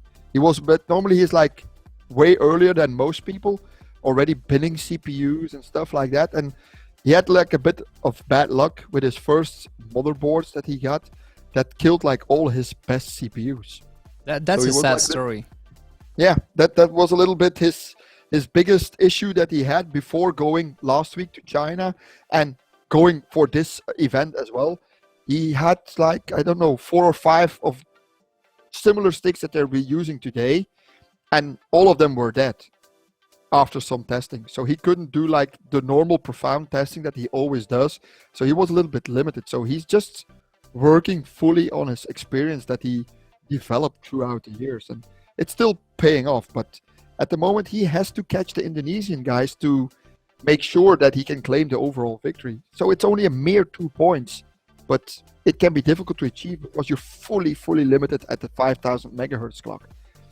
So he has to find it somewhere, somehow. Yeah, actually that's true, and I can't wait to see how that will turn out in the next few hours. Actually, in the next 45 minutes for today. So there's 45 minutes left in this second stage of the day. Tomorrow there will be another stage, the final one, and the award ceremony as well. Just for you guys to know, you can always subscribe to our Twitch channel to make sure that you get the information or the email once we go live. If you want to actually get the email, when you click follow, click as well notification and make sure that the button is clicked on, otherwise you will never receive the email for it. And we are still here today. You guys can still compete in the giveaway. The giveaway link is available on the live chat or below the screen. You can see it. You can also go. You can also click on our Twitch on the Twitch page, and there's some special offer from HyperX with their partners in offering some of the hardware. You can, I guess, you can buy some of the SSD and some of the memory kits that are being used today. Right now on the screens, we can see that Extreme Addict is trying to compete and compete back to the top spot. It's important to note that in this round, there is 44 minutes left now, but everyone did submit a score. So that means everyone will at least have some points for it. Indeed, and you see that XA is like looking constantly at the motherboard, so he's looking at what we call the LED poster, the LED poster, and it displays some figures, letters or stuff, and sometimes the motherboard refuses to post, it will show a specific code. And defined on that code, we can already automatically link it. It's a wrong memory setting, it's this, it's that, it's a voltage. And that is what XA is trying to do. So apparently his motherboard doesn't properly boot, so he probably set one timing too tight or completely wrong or a voltage wrong. Now he has to figure out why doesn't the setup boot properly again. So he apparently seemed to get it working and it's booting again. So these guys work really quick in the BIOS, maybe sometimes too quick to follow. Especially sometimes it's too quick for us to find out which are the settings that they changed in before, because they're going way too fast. They're used to it. They spend 2 hours and a half just trying the settings to see which one will give them a little bit more performances. So far, the CPU is not cooled down. There were some people asking, "Hey, what kind of temperature can they reach with it?" For the memory, this may be like negative 130 degrees Celsius. Basically, that's where they will be aiming at. I don't think that going less than that will make sense. While on the CPU, as long as it can run 5 GHz, that's it. So most of the guys will just let the CPU run at 5 GHz very easy. They cannot go higher, otherwise it's not a valid score for the competition. And we have Fugger from the US that had a special system to cool down the CPU. That's what we call a single stage or a cascade, just to make sure that it's basically staying at like a negative 49 degrees C. What we see now is the small thing on the screen. You can see the graphic cards, but you can also see the green LEDs with some postcode on it. That's the code that Extreme Addict is looking at to make sure that the system is booting. There's always a sequence that is going on to. There's always a sequence that is going up and all for when it boots. So sometimes you have like the 8.8 and then it starts like E1, E5 and stuff like this. And it usually depends on what kind of BIOS you're using. But most of the time, all the MSI motherboard will have the same postcode. All the Asus motherboard will have the same postcode. Some of the codes are the same as well into the different manufacturers as well. We can see in the background, in the very back, we can see Nacho Arroyo in the end, Joe9HBR, Fugger, and Ursanino. Nacho Arroyo, we did speak with him a little bit yesterday evening, and he was saying, "Man, I never tried that board before." So he's like, "Oh, that's the first time for me on this specific hardware." So we'll see how that turns out. Yeah, we have some let's say viewers here which are commenting on the specific brand which is being used today, and I was one of the lucky guys who got invited to like a secret event here in Europe, and I must say that this MSI board, the same as with the X99, is pretty easy to use. It's like really straightforward. Like even for noobs, it should work out quite fine, and specific brands have like developed a lot over the years, especially MSI, ASRock, and Gigabyte. Asus was always like say the market leader in BIOS development and stuff like that. But the other brands have been catching up tremendously, in fact, and I think ASRock at the moment is also a very strong competitor in our specific, let's say, hobby, if we can call it like that. They're producing like really solid boards together with MSI, Gigabyte, and Asus. So everybody's like almost on the same level now. It did evolve a lot over the past 10 years, to be honest. When we first started doing this kind of coverage at OverClocking-TV, that was about 8 to 10 years ago, and I know League of you have been around this community as well for a quite long time, and over the past, let's say over the past decade, it changed a lot. The way the hardware performed, the way everything in there, and that's what most people sometimes don't realize. If there was no overclocking 10 years ago, maybe we will never have this crazy ass graphic card, these crazy features on the motherboard. I'm not talking about the LEDs though. I'm talking about all the features for the performances, because overclockers have been working closely with the industry to push the performances to the maximum every time.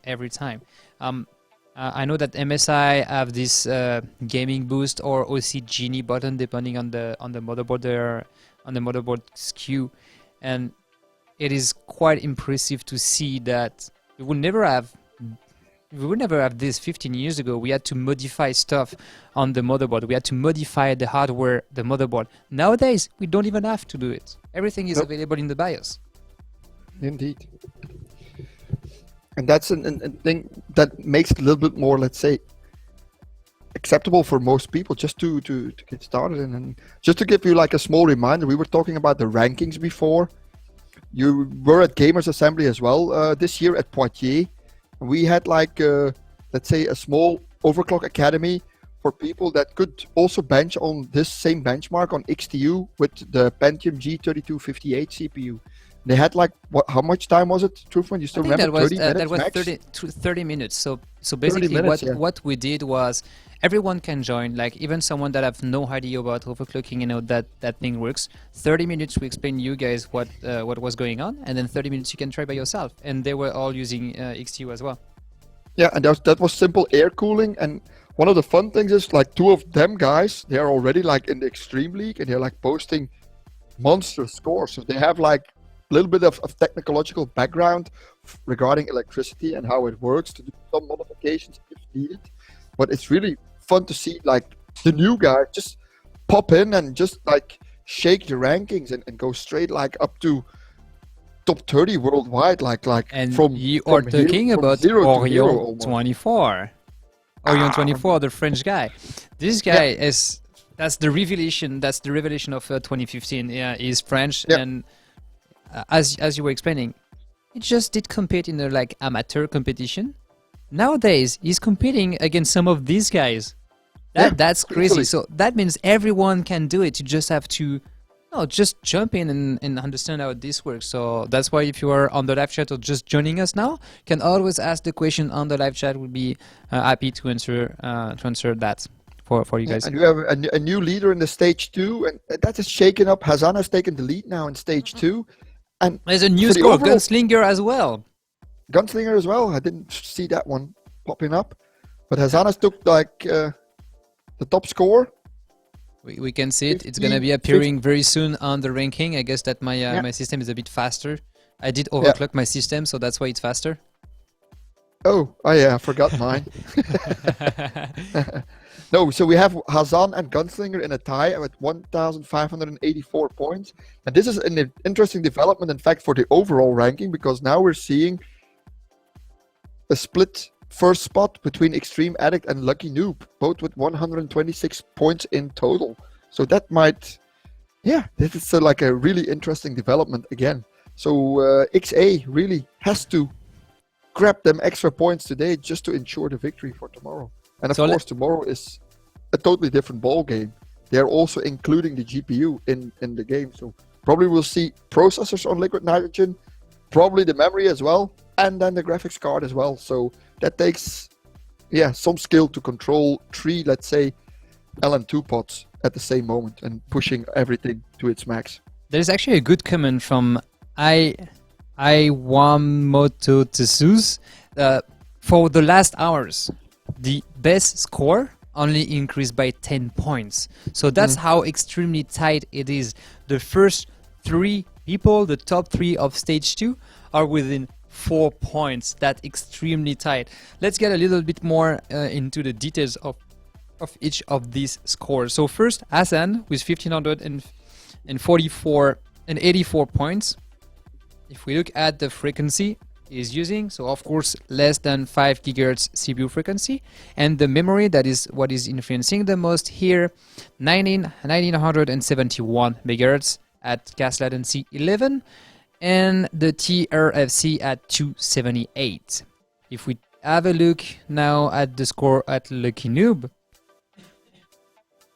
5 gigahertz for the CPU frequency, 2 points less in the benchmark.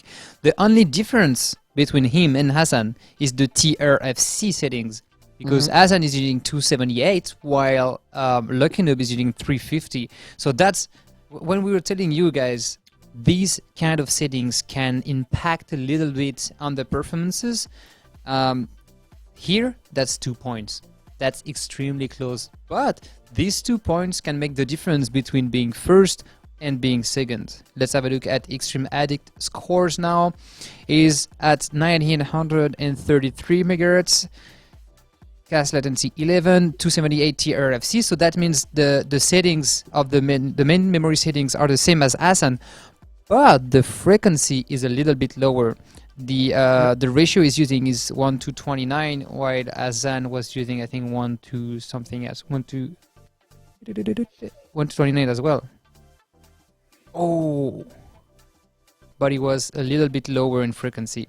So that's interesting to see that Hassan is very efficient on his score, because he have just a few points more than Extreme Addict. Maybe Extreme Addict had something running in the background that he didn't knew. Maybe a Windows services using some kind of CPU cycle powers, or that could be some of the sub timings as well.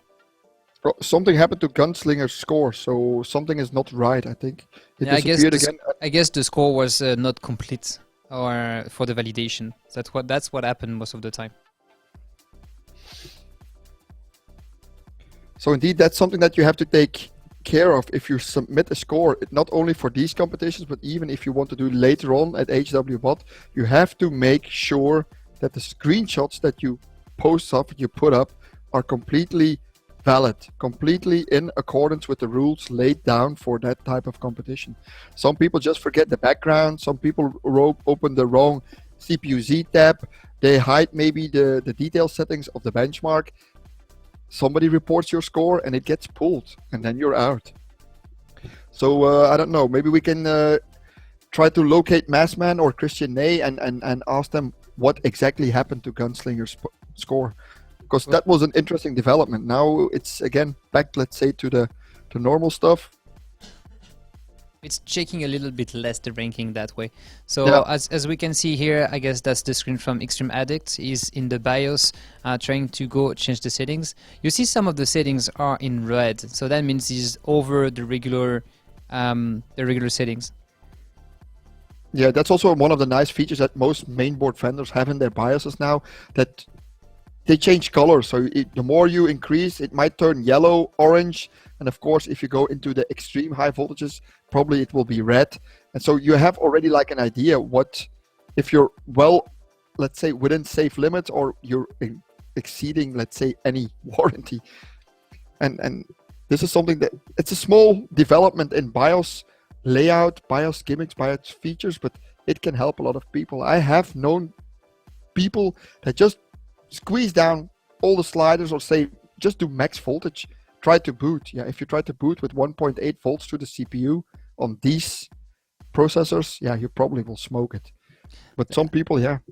As you saw, guys, that sometimes it's very long to reboot as well the computer. That's some of the thing we don't see on our side and on your side. But sometimes the system the motherboard have to boot once, boot twice, boot 3 times before it's actually start and get into the settings. So that was the screen from Extreme Addict. As you know, guys, this is the guy to beat today. And they're all competing on XTU. There is 30 minutes left from now on. And there's a change in the ranking. I just saw the ranking moved. But who just got in? We can just check on ocesports.io and find out who did submit. So we still have Azan first place, Lucky Noob second place, third place Extreme Addict. Then we have Fugger, Dr. Wiz, Ursanino, Nacho Arroyo, Gunslinger, and Joe 90BR. I guess that was Dr. Wiz submitting a new score and jumping to the 5th place. Leagoft, let's go over Nacho Arroyo because we didn't present him. We didn't present him yet. So I've known Nacho also, I think, from GOC 2009 or 2010 already. And he has been like maybe one of the in-house overclockers of Zotac. I don't know if everybody knows Zotac, but they are mostly known, I think, for their GPU brand. So they do like straight NVIDIA cards. And I've seen Nacho doing like demos on... It just did demo. It's not working in-house for them. It's just working with them, not in-house. Yeah, from what I know. Not in-house, yeah. Maybe indeed that was a wrong expression, but... Number 1 of Argentina, number 1 in his own team, ranked 16th worldwide and 13th in the Elite League. And also, yeah, he has been like, let's say, a regular overclocker at most venues. At each big overclocking event that I attend or even stream, Nachos is also there. So this is also one of the things for HyperX now. What they have done is they have done like an online worldwide qualifier. And they've taken 2 people from North America, 2 people from South America, 2 from Europe, and so on and so on. So it was not that you, let's say, qualified within the top 10 in the online qualifier that you were automatically going to the USA for the grand final. You had to take into account, for example, that you could have been the 3rd or 4th European or North American. Yeah, too bad for you. You were maybe better than the European who is still now doing, let's say, live benching at this moment. But that's, of course, the draw of the luck, let's say, maybe, that indeed it could be that you just fall out. And HyperX has opted this, so they have like overclockers from, let's say, all over the world present.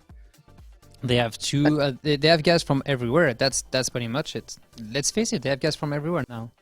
Yeah, indeed. So you have like the fans that chime in can indeed cheer on for their own overclockers. And I don't know if there's anybody from Argentina or Brazil here.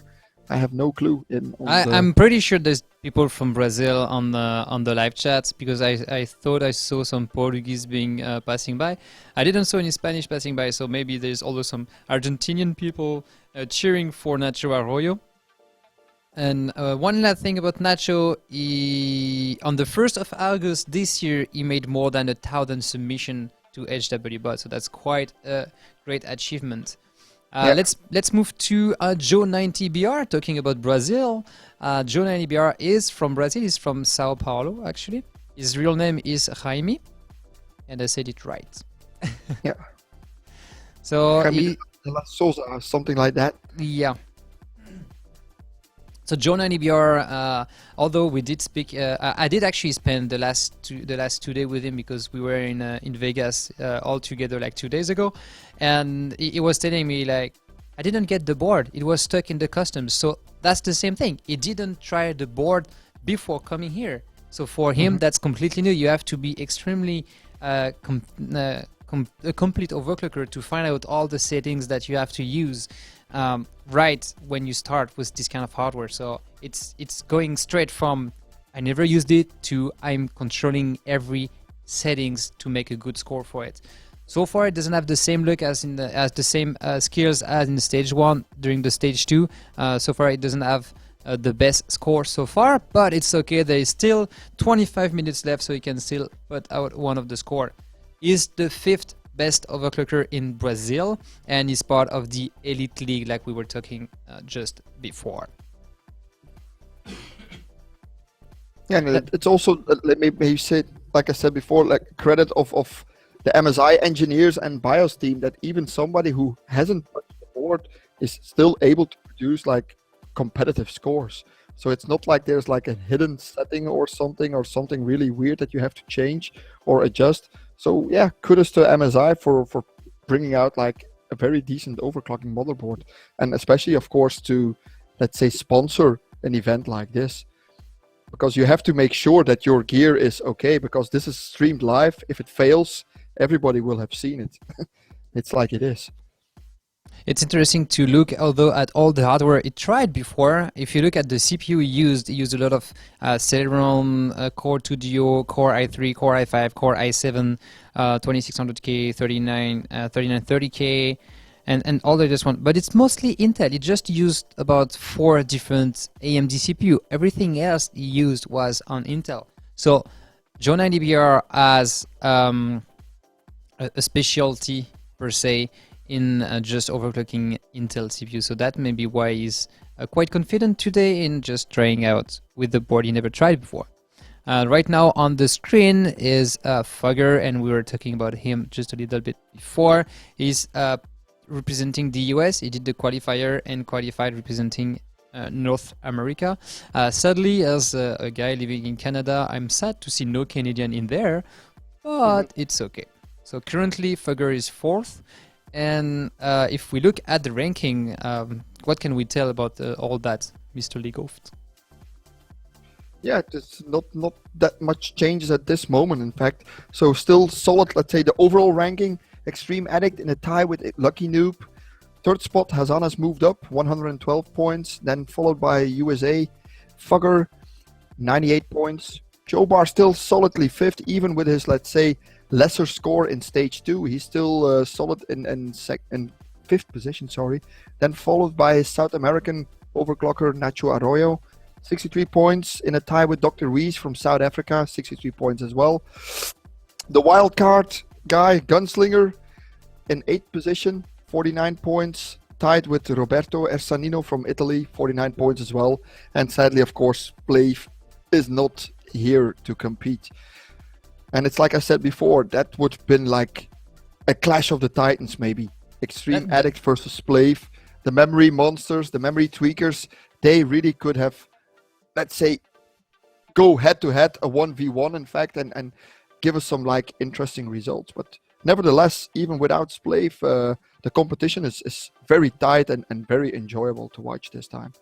I really love this way that we can see that the golden ticket, Extreme Addict, is in the middle of everyone, so everyone knows they have to catch him. Whatever happens, they have to catch him. So that's like, this is your goal, guys. You need to get these guys, to beat the score of this guy, and make sure you have to compete in the qualifier next year to come back. Yeah, indeed, because he got like the golden ticket, so indeed he was the winner, and he didn't even have to qualify for this one. He automatically gets a ticket.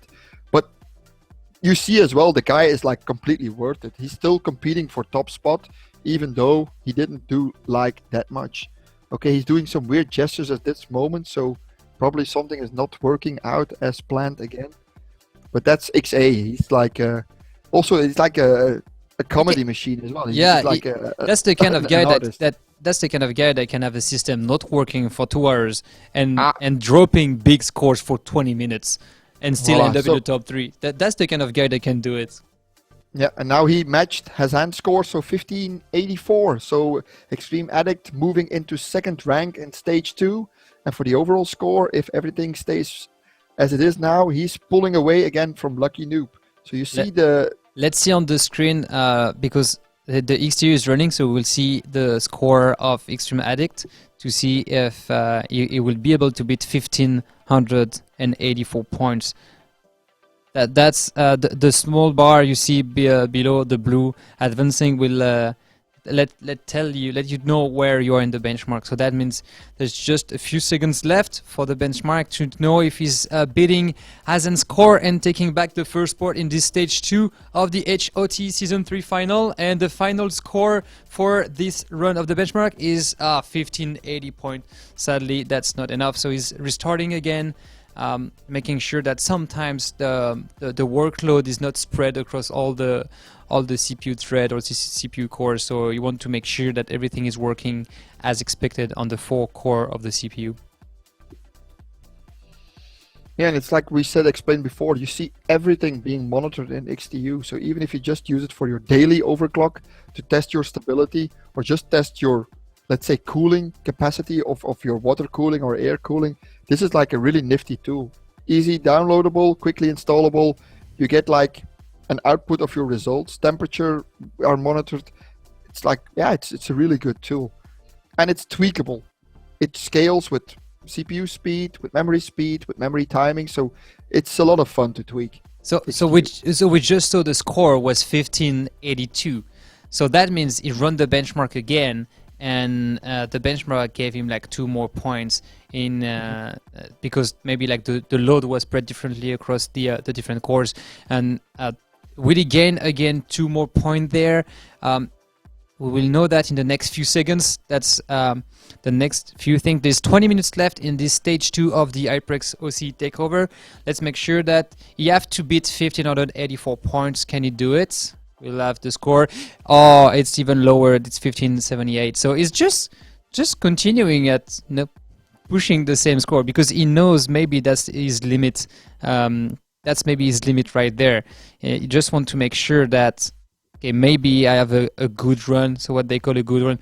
Or we do actually have a 3 tie. Azan, Extreme Addict, and Lucky Noob. They all 3 have 1584 points. So, guys, that's how crazy it is. The 3 top guys have exactly the same score. What will happen in that case, Ligoft? Yeah, normally the one that submitted that score first should claim, let's say, the top spot. So Hazan posted that score first, now Extreme Addict, and now Lucky Noob is catching up. But you see the point difference between the first 3, all matching the same score. Number 1 gets 70 points, number 2 63 points, and third spot 56 points. And that is, of course, a huge difference. You get the same benchmark result, but you get a lot less credits because you just completed it as number 3. It's like it is. That's insane. So maybe these guys like topped out the system and they have to rely on the very deep settings to make the difference right there. So we can see right now on the screen, I guess that's still Extreme Addict screen there, that it wants you to try a different few settings. I don't know if you guys managed to catch it up. The DRAM voltage was at 1.86 volt. Keep in mind, default is 1.2. Some of the kits are 1.35, and you should usually never go above 140 or 145. These guys are way over the limits. So they have, it's not like on the edge, it's past the edge. And there's only 17 minutes left in these competitions. We are seeing as Robert Sanino making sure that his settings is correctly. Guys, we're still here at the HyperX OC Takeover Season 3 World Final here in California. I'm Truthman from OverClocking-TV, and I have our special overclocking expert joining from Belgium, that is Ligoft Albrecht. Ligoft, thank you so much for being with us in these live competitions. The next 15 minutes will be crazy. Yeah, because I just read from Daddy Irvan, so he's one of the, I think, founders as well from Jagged Review, and he's very close to Lucky Noob, and he just mentions that his operating system is corrupt. And I was talking to you about, like, if it crashes too many times, that at a certain moment XTU can lose like a lot of performance, and probably might be what is happening now with Lucky Noob. In that case, he maybe is able to allow to swap SSDs maybe, or he has to sit it out and just see what happens. Let's have a look at the 3 top score that we have for today. They are all 3, Azan, Extreme Addict, and Lucky Noob at 1584 points. If we have a look at Azan's score, the memory frequency is at 1971 megahertz, cast latency 11, and TRFC 278. While if we look at Extreme Addict scores, same point in the benchmark, 1584 points. The memory frequency is 1944 megahertz, and the sub settings are a little bit different. So the TRCD and the TRP are at 15, while if you look at Azan, the score was like 16. So that's maybe No, a little bit more improvement that could be gained here from Extreme Addict. Let's go to Lucky Noob screen, and if we look at the memory settings, it's at 1972, cache latency 11, and 1616 350. That's interesting. It didn't change at all the TRFC settings. The last one you can see on the screenshot, or you cannot see my car. I will just zoom in. Yeah, the thing could be that he has maybe one lesser stick that is not happy with running TRFC too tight, so he has to choose maybe between stability and maybe not being able to boot into his system. Because if we check, it's like 1972 megahertz, while the first score is being made by Hassan. That is, let me go to it in here, just the same frequency and just different timings. So I guess there's a lot of sub-timings as well that have been modified that can influence on that performances and score. Yeah, we have a comment about a guy, I hope I pronounce it well, Imatototetsus. No idea what that nickname means, but he had a comment like going from 3466 to, let's say, 4000 isn't that much overclock considering it's on LN2. Yeah, but you have to consider that maybe the stock timings are 16, 18, 18, 20, 35, 350 something, and now they're pushing cache latency 11 TRCD and TRTP to 16. So those are the voltage hungry settings. If you really want to tighten them down, you have to push a lot more volts. And I think to run them like on longer term, you need like heavier cooling than just air cooling. So that's in fact the difference between what you can do with these sticks on air and what you can do with these sticks on liquid nitrogen. I hope that answers this question. Well, that's a lot of information you're giving away. That's interesting to see all that. Guys, if you just joined, this is the last 15 minutes of the day one here at the HyperX OC Takeover Season 3 final. We are in stage 2. That means we are about to know who will be in the lead tonight and be competing tomorrow for the best score. So far, we have a tie for the first 3. Hassan, Extreme Addict, and Lucky Noob, while Arsanino did submit a 4th score, taking the space of Fugger representing the USA. So Italy just taking over USA in this very end of the stage 2 at XTU, limited at 5 GHz. Yeah, it's only 30 minutes to go, so I think a normal XTU run will take you around maybe max 2 minutes. So you can already calculate if you're trying to adjust some settings, the setup doesn't want to boot, doesn't want to boot in the OS, or it crashes, you're losing a lot of time. So now they have to rerun, and hopefully they get like an 85 score at the end and just claim, let's say, the victory in this stage. But it seems like that most people are still trying hard, but yeah, they're looking at the scoreboard and say, okay, maybe I'm fully happy with my current position. I guess it's time for the raffle. That would be good. So yeah, I have a question for you guys on the live chat. If you want to participate, get ready, connect to the live chat here on Twitch, and I will have one question for you to answer. If you get the right answer, you will be able to win the HyperX Fury mousepad, a large one. They're actually quite good because you can fit on the complete desk with it. It's like maybe like 25 centimeters height, and it's like 1 meter and 20 long. So that's actually quite interesting to have as a mousepad. We will be playing with you guys to win one of these. The answer will be quite easy. You guys need to name the memory being used here today. We need to have at least the name, the brand, and the name. The rating, it's okay. At least you need to have what kind of memory it is, and that's gonna be it, I guess. What kind of memory and the name of the memory. That's what we want to know for you guys. So get ready, and the raffle is now open. If you want to participate, you just have to type !raffle and your answer. So let's get through it. That's going to be open for the next few minutes until the end of this stage.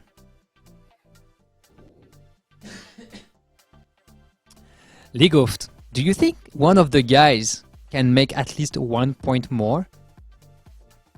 Yeah, should be possible. It's like I said, you can run XTU like multiple times, one time after another, then just close it down, reopen again, relaunch it again. Some people even, I don't know if it's allowed, I'm not aware about the rules, but some people just, let's say, don't allow the benchmark to do the graph thing. So it still keeps track of, let's say, the max frequency of the CPU, the uncore, the memory and stuff like that, temperatures, but it doesn't show the graphs. And some people claim that it also gives a small boost. Some people say you can change the affinity, so put it like what we call real time on certain processors, kill other processes to boost the score. But I think sometimes it's maybe just a little bit luck involved, that everything is like smooth sailing. And the thing is, the XTU is not like a constant benchmark. It doesn't stress your setup during the entire benchmark 100%. It scales like 30, 40%, then maxes out 99, drops down again, jumps up again to 100%. So everything at that moment needs to be perfect. And I probably think Hazan or XA will nail the 85 score. I can't wait to see one of the score there. I wish we could have like the live feed of all the screens, so you can see what will be there. But that's interesting enough to see that a lot of the guys, like none of the guys, given up on what they have. They are all continuing, even there's only 9 minutes left. They are still continuing on doing it. It's even for the guys which are like not in the, let's say, fighting at the moment for top 3, but it's like we said, each point that you can do today might give you, let's say, extra breathing room tomorrow to claim maybe a prize. So I have no idea exactly how the prize money is given away, but I'm not thinking it's only 15K for the winner. It will be divided over the number of participants, I think. Yeah, sure, and we will have more detail about that later on today to make sure that everything is going all fine. The raffle is still going on, so I repeat the questions. Be careful, guys. What is the name of the memory being used today? You have to say the brand name and the product name. That's the questions to win one of the HyperX Fury MusePad Large 1. If you want to have more information about all the competitions going on, you can always go to OverClocking-TV.com, where you can find all the information about the live show for tomorrow, and our long-running giveaway that will be closing tonight and announcing the winner tomorrow as well on the website. Don't forget, guys, if you like what you're seeing right now or want to know more about overclocking, you can always follow here on Twitch to let us know what you guys are thinking. Yeah, just fingers crossed. They're only like, XA. I think XA nailed it. It looks like XA had a good score. Yeah. Yeah, he did just like a celebration jump. So maybe he has like an 85 or an 86 score coming through. So we'll just see what happens. So during the time that he does the score submission, I guess XA just had like in 1585 or 1586 score. Yeah. Just before we can see what's happening, we're just gonna close the raffle and select one of the lucky winner for the HyperX mousepad. So the raffle will now close, and we will try to find out who had the right answer. Once again, the question was, so we can see the score. That's I think 1586 though. So the right answer to the raffle was, what is the name of the memory being used today? The right answer is Kingston HyperX Predator memory, and that is what is important. The Predator name was the tricky question here. So let's find in the draw, who do we have? That's sad. Bass Mafia 1, you say Kingston HyperX. That was not enough to win something in here. The next one is BritoFlex21, Kingston HyperX Predator. That's right. BritoFlex21, that's you that is winning the mousepad, and we will be contacting you by PM quite soon. Let's get back to the score commenting right now. We are on the screen of Extreme Addict. He had a 1586 point benchmark. Yeah. So let's try to see if we can actually increase that and make sure that the lead you have will stay like this. Yeah, we just have to wait till it's like officially published. So the file, indeed, with XTU you can save the score. You have to export the profile, and that's the one that one of the judges will try to upload to the esports page, and if everything goes well and the screenshot is fully legit, then his score will be approved. So I hope for Miha that indeed his score is valid and everything is going well.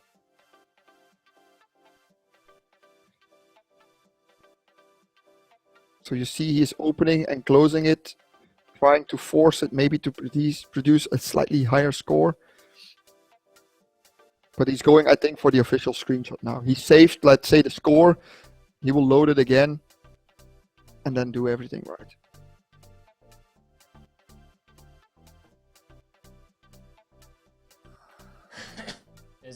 There's only a bit more than 4 minutes left in these competitions. That will be quite interesting to see who can get it.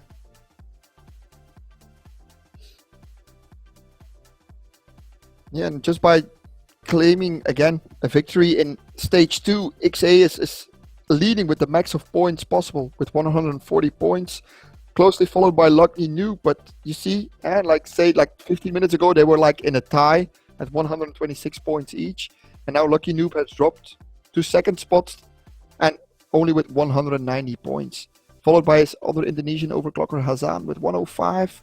Fugger still solid in fourth position. Joe Barr from Brazil following in fifth. Argentina with Nacho Arroyo in sixth spot. Italy, Rassanino, 63 points. South Africa, Dr. Weiss still trailing, 56 points. And Gunny at 49 points. That is going hard. Extrematic seems happy. Yeah, indeed. That makes sense. That makes sense. You have a nice lead. So now it's just being the battle between the two Indonesian guys to either catch up on each other or to beat Extrematic. There's only 3 minutes and 30 seconds left in this run, so that would be quite difficult to see how they think. There's one thing you guys need to understand as well, is if they started the benchmark before the end of the stage, they can finish the benchmark and submit that score, but they cannot redo anything after that. So you have to launch the benchmark before the end of the stage. That's the only limitation that you have. Don't forget, guys, there is some special offer by HyperX, some exclusive offer that you can have by following some of the links that we are promoting on the live chat or below our twitch.tv/overclocking-TV page. I would like to actually give a shout out to all the partners of this event. HyperX organizing that, Intel, Cooler Master, MSI, and Thermal Grizzly. I guess that without them, this will not happen. Don't forget as well, we are having a big giveaway. So if you did not win anything today on the live chat, you can always go and subscribe to our giveaway on our special page, overclocking-tv.com/raffle. You can win one of the PCI Express SSD Predator 480GB from HyperX, one of the memory kit, the DDR4 Predator 3000 MHz, 32GB kit, pretty impressive. And win one of the huge USB drive as well from HyperX, the Savage 250GB. One motherboard from MSI and some keyboard from Cooler Master as well. And if you guys didn't win anything today, you can still tune tonight. We will be announcing the winner of the giveaway tomorrow in the opening show of the last day. And we will have some more giveaway and some more swag on the live chat as well. So this is the last few times for today, for the last stage of today, the last few minutes and 30 seconds. I wish we could see what's Mr. XA is doing. Seems like he would be benching until the very last time. Yeah, he's a fighter. He just wants to make sure that his score is not being beaten, and maybe he can even top it in the last run. But like we said, we're in the final minutes or even seconds, and you have to start the run right now. If it crashes, maybe quickly redo it, but there's not real time to do like a full reboot now and go into the BIOS. So I think for everybody, it will be their last try to improve a score that they have at this moment. So that's about 1 minute left from now. Streamatic is a bit stressed. Let's say what do you have? We can see Nacho Arroyo, you already say like, okay, I can't do any better score, so I will just stop from now. Like there's 30 seconds left. Let's have a look at the screen of Mr. Extreme Addict that is actually leading the stage 2 with 1586 points. Oh, we do actually have Hassan that have he also have 1586 points. So we have Hassan and Extreme Addict to have the same point and competing against each other. So Extreme Addict passed him by because he was the first one to submit that score. Yeah. So that's the very last second here. Oh, Hassan has put a 1588. Oh, even. and it's a blue screen for Extreme Addict, so that means he cannot get a better score from it. There's no way he could get a better score. He says, damn it, I cannot do better than that. Damn. Yeah. And you can see Hassan is happy too, so Hassan finished benching as well. So that means, oh, the score is up. Hassan just submitted the score, 15, just before the end, 1588 points.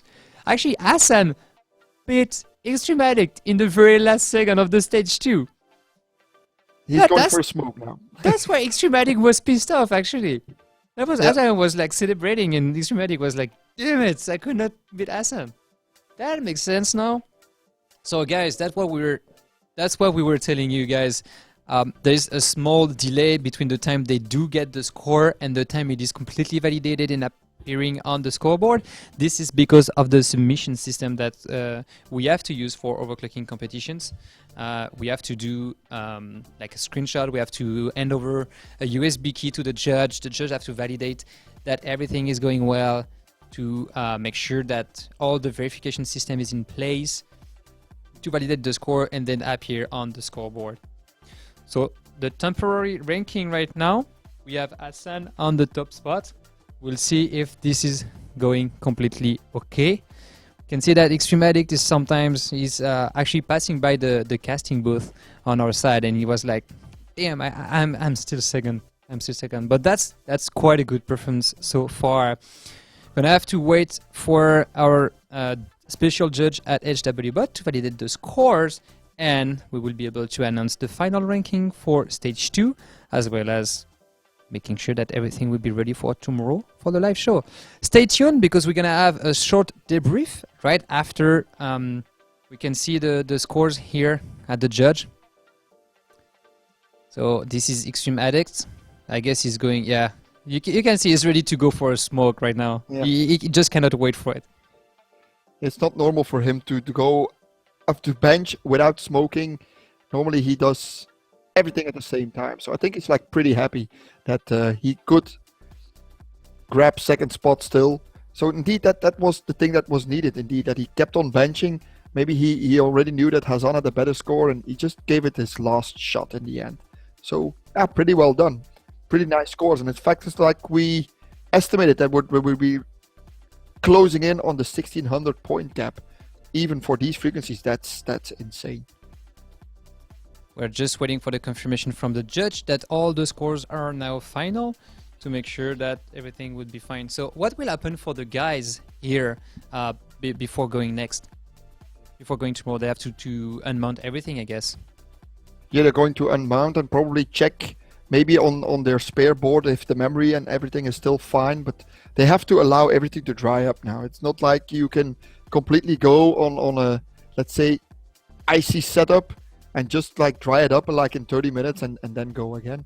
We have seen like people, like especially in Germany, it's a trick that they just put the entire setup in like a heater at 40-45 degrees. They just leave it there for like half an hour and then reuse it again. It's like, yeah, it's like the same with insulation. Each region has its own methods of doing it. I usually just put my setup upside down, so with the CPU pot, let's say, on the ground, and just let it dry over for a night, and the next day it's fine again. It starts up, it boots up, you can cool it down again and go. Others just unmount everything completely, dry everything up with like a small hair dryer and stuff like that. Everybody has its own principles, its own ways of working, and at the moment we saw just Charles Fugger heating up the memory pot with a paint stripper. So everybody uses their own materials and their own specific methods to get everything dried up and hopefully fully ready for tomorrow without any hardware losses. I just got the information from the judges. Peter, that is part of the HW bot staff here, being the judge along with Christian Lee, that the scoreboard for stage 2 is now final, so we can definitely announce that Hassan won stage 2 here today with 1,588 points. That was a very tight battle for the last 30 minutes. They were all competing against each other for the top 3. They were so close. At some point they all had the exact same point, and then after that we had Hassan and Extreme Addict fighting just 2 points more, although at the same point. And in the very last second of the stage 2, we had Hassan put out a strong score, extra 2 points on hit on the X2 benchmark, making him get the first spot for this stage 2. So the final ranking is Hassan number 1, Extreme Addict number 2, Lucky Noob number 3 for stage 2. We have Ursanino from Italy that finished 4th, Furger finished 5th, Dr. Wiz, Natural Rio, Gunslinger, and Joe 90 BR. So if we compare the stage 1 with the stage 2, stage 1 was won by Extreme Addict, and then followed by Lucky Noob and Joe 90 BR, while the stage 2 was won by Hassan, followed by Extreme Addict and Lucky Noob. There's something in there. Extreme Addict is in both time in the top 3. Lucky Noob is both time in the top 3. What does that mean for the complete preliminary ranking for the overall competition, League of? Yeah, then indeed, like XA has, let's say, lost a little bit of his 140 points, so the max that he could get by winning the 2 stages. So he dropped a little bit down, but he still has, like, I think, like a solid lead over all the rest, because Extreme Addict is like a bencher that can do anything. He can do memory clocking, he can do like heavy 2D benching on the processor, he can combine both, plus he is also like a 3D expert as well. I think he posted like many world records with the graphics cards on LM2, so again, it's still in his ballpark. So if he can dial in the 780 Ti well, and I think he was one of the participants as well, where on the MOA, the MSI MOA of a few years back when they used these specific cards. So he has some knowledge on these cards as well. And I really think it will be rough to beat XA now, because he has like this small lead. He got like a confident boost, almost claiming twice the victory in both stages. And tomorrow it's in fact his game, 3D. I think it will be a rough ride. That's the thing. You never know. You never know. Something bad can happen tomorrow. Let's say he pushed too hard the graphic card and the graphic card died and doesn't have any score. That means he have 0 point there. So that means it's going to be very easy for Lucky Noob to just catch him up, because even if Lucky Noob submit the worst score ever in the competition, that means he can still beat Extreme Addict. Yeah, but I think that's what we have to has keep in mind. So that's what we have to keep in mind. You're going to have to push it fast and be sure that it doesn't break anything there. Yeah, but I think XA will use the same strategy that we have been announcing like several times already. Any score is fine. Just put it up, take the points, and just move on and push harder and harder till you reach a certain limit. So we will see how these guys adapt to 3D, because I think this is one of the first times at HyperX that they're like including a full 3D benchmark. No, it's not exactly. It's not exactly full, because that's going to be only the graphics score counting, but it's mostly based on the graphics. Guys, don't worry, we will be talking about all these round and benchmark specifically tomorrow. For the complete show, we will be starting the show at 11:30 a.m. local time here in California. So check out the live page on OverClocking-TV or on the below the stream here on Twitch to find out the exact same time of the live show in your time zone. So far, we have Extreme Addict leading the competitions. He's definitely on the way. He's definitely on the way to score a 3rd time in a row the HyperX OC takeover. That's gonna be crazy. This would be renamed like the HyperX OC takeover Extreme Addict if you can. Yeah, they will do an Extreme Addict edition next year, probably. It's like, okay, we're just gonna invite him every year because we know you always win, and we're just gonna make the other guys compete. Yeah, indeed. It's like I said, it's his game.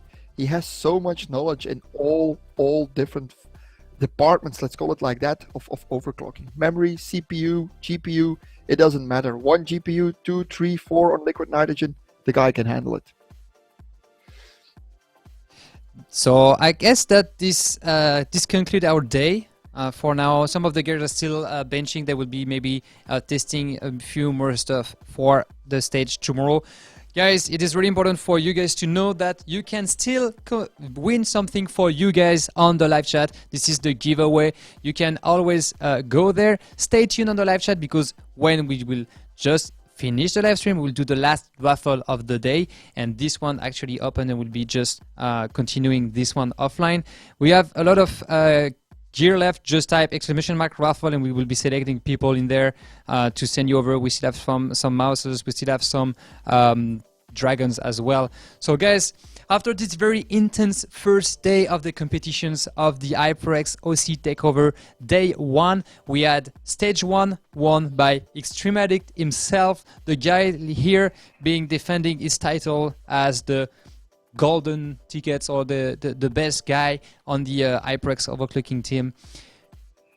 Stage 2 was won by Hassan from Indonesia. Tight battle, very tight battle in here, and we will see tomorrow what happened in Stage 3 for this. Can Extreme Addict defend his title and win for the third time these competitions?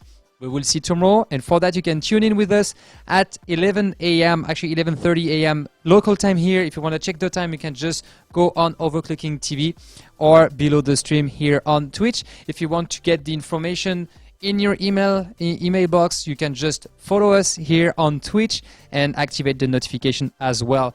Don't forget, you can always follow us on Facebook, and we will be posting a lot of information there, as well as the link to the giveaway. The giveaway will close tonight. During the night, we will announce the winner tomorrow in the opening show for the second day of the HyperX OC Takeover. I remind you that there is a HyperX PCI Express SSD to win. There is a huge USB key of 250 GB. There is a 32 GB kit. There's a motherboard from MSI. There is a keyboard from Coolermaster as well. So get there. So go and enter to win stuff like this in the giveaway. We will announce the winner tomorrow morning in the live show, and we will start another giveaway with pretty much the same hardware. So that means if you didn't have the chance to win something today, tune in tomorrow, because we will have a lot of stuff to give away as well on the live chat and on our full giveaway. I guess that was a good wrap-up for today. Thank you, League of, for being here with us in commenting. We will be finding each other again tomorrow morning at 11:30 a.m. for the second day of these HyperX OC Takeover competitions, Season 3 World Final. Okay, thank you guys for being care. here. Welcome. Thank you guys for being here, and we're gonna see you tomorrow. Until then, keep pushing it.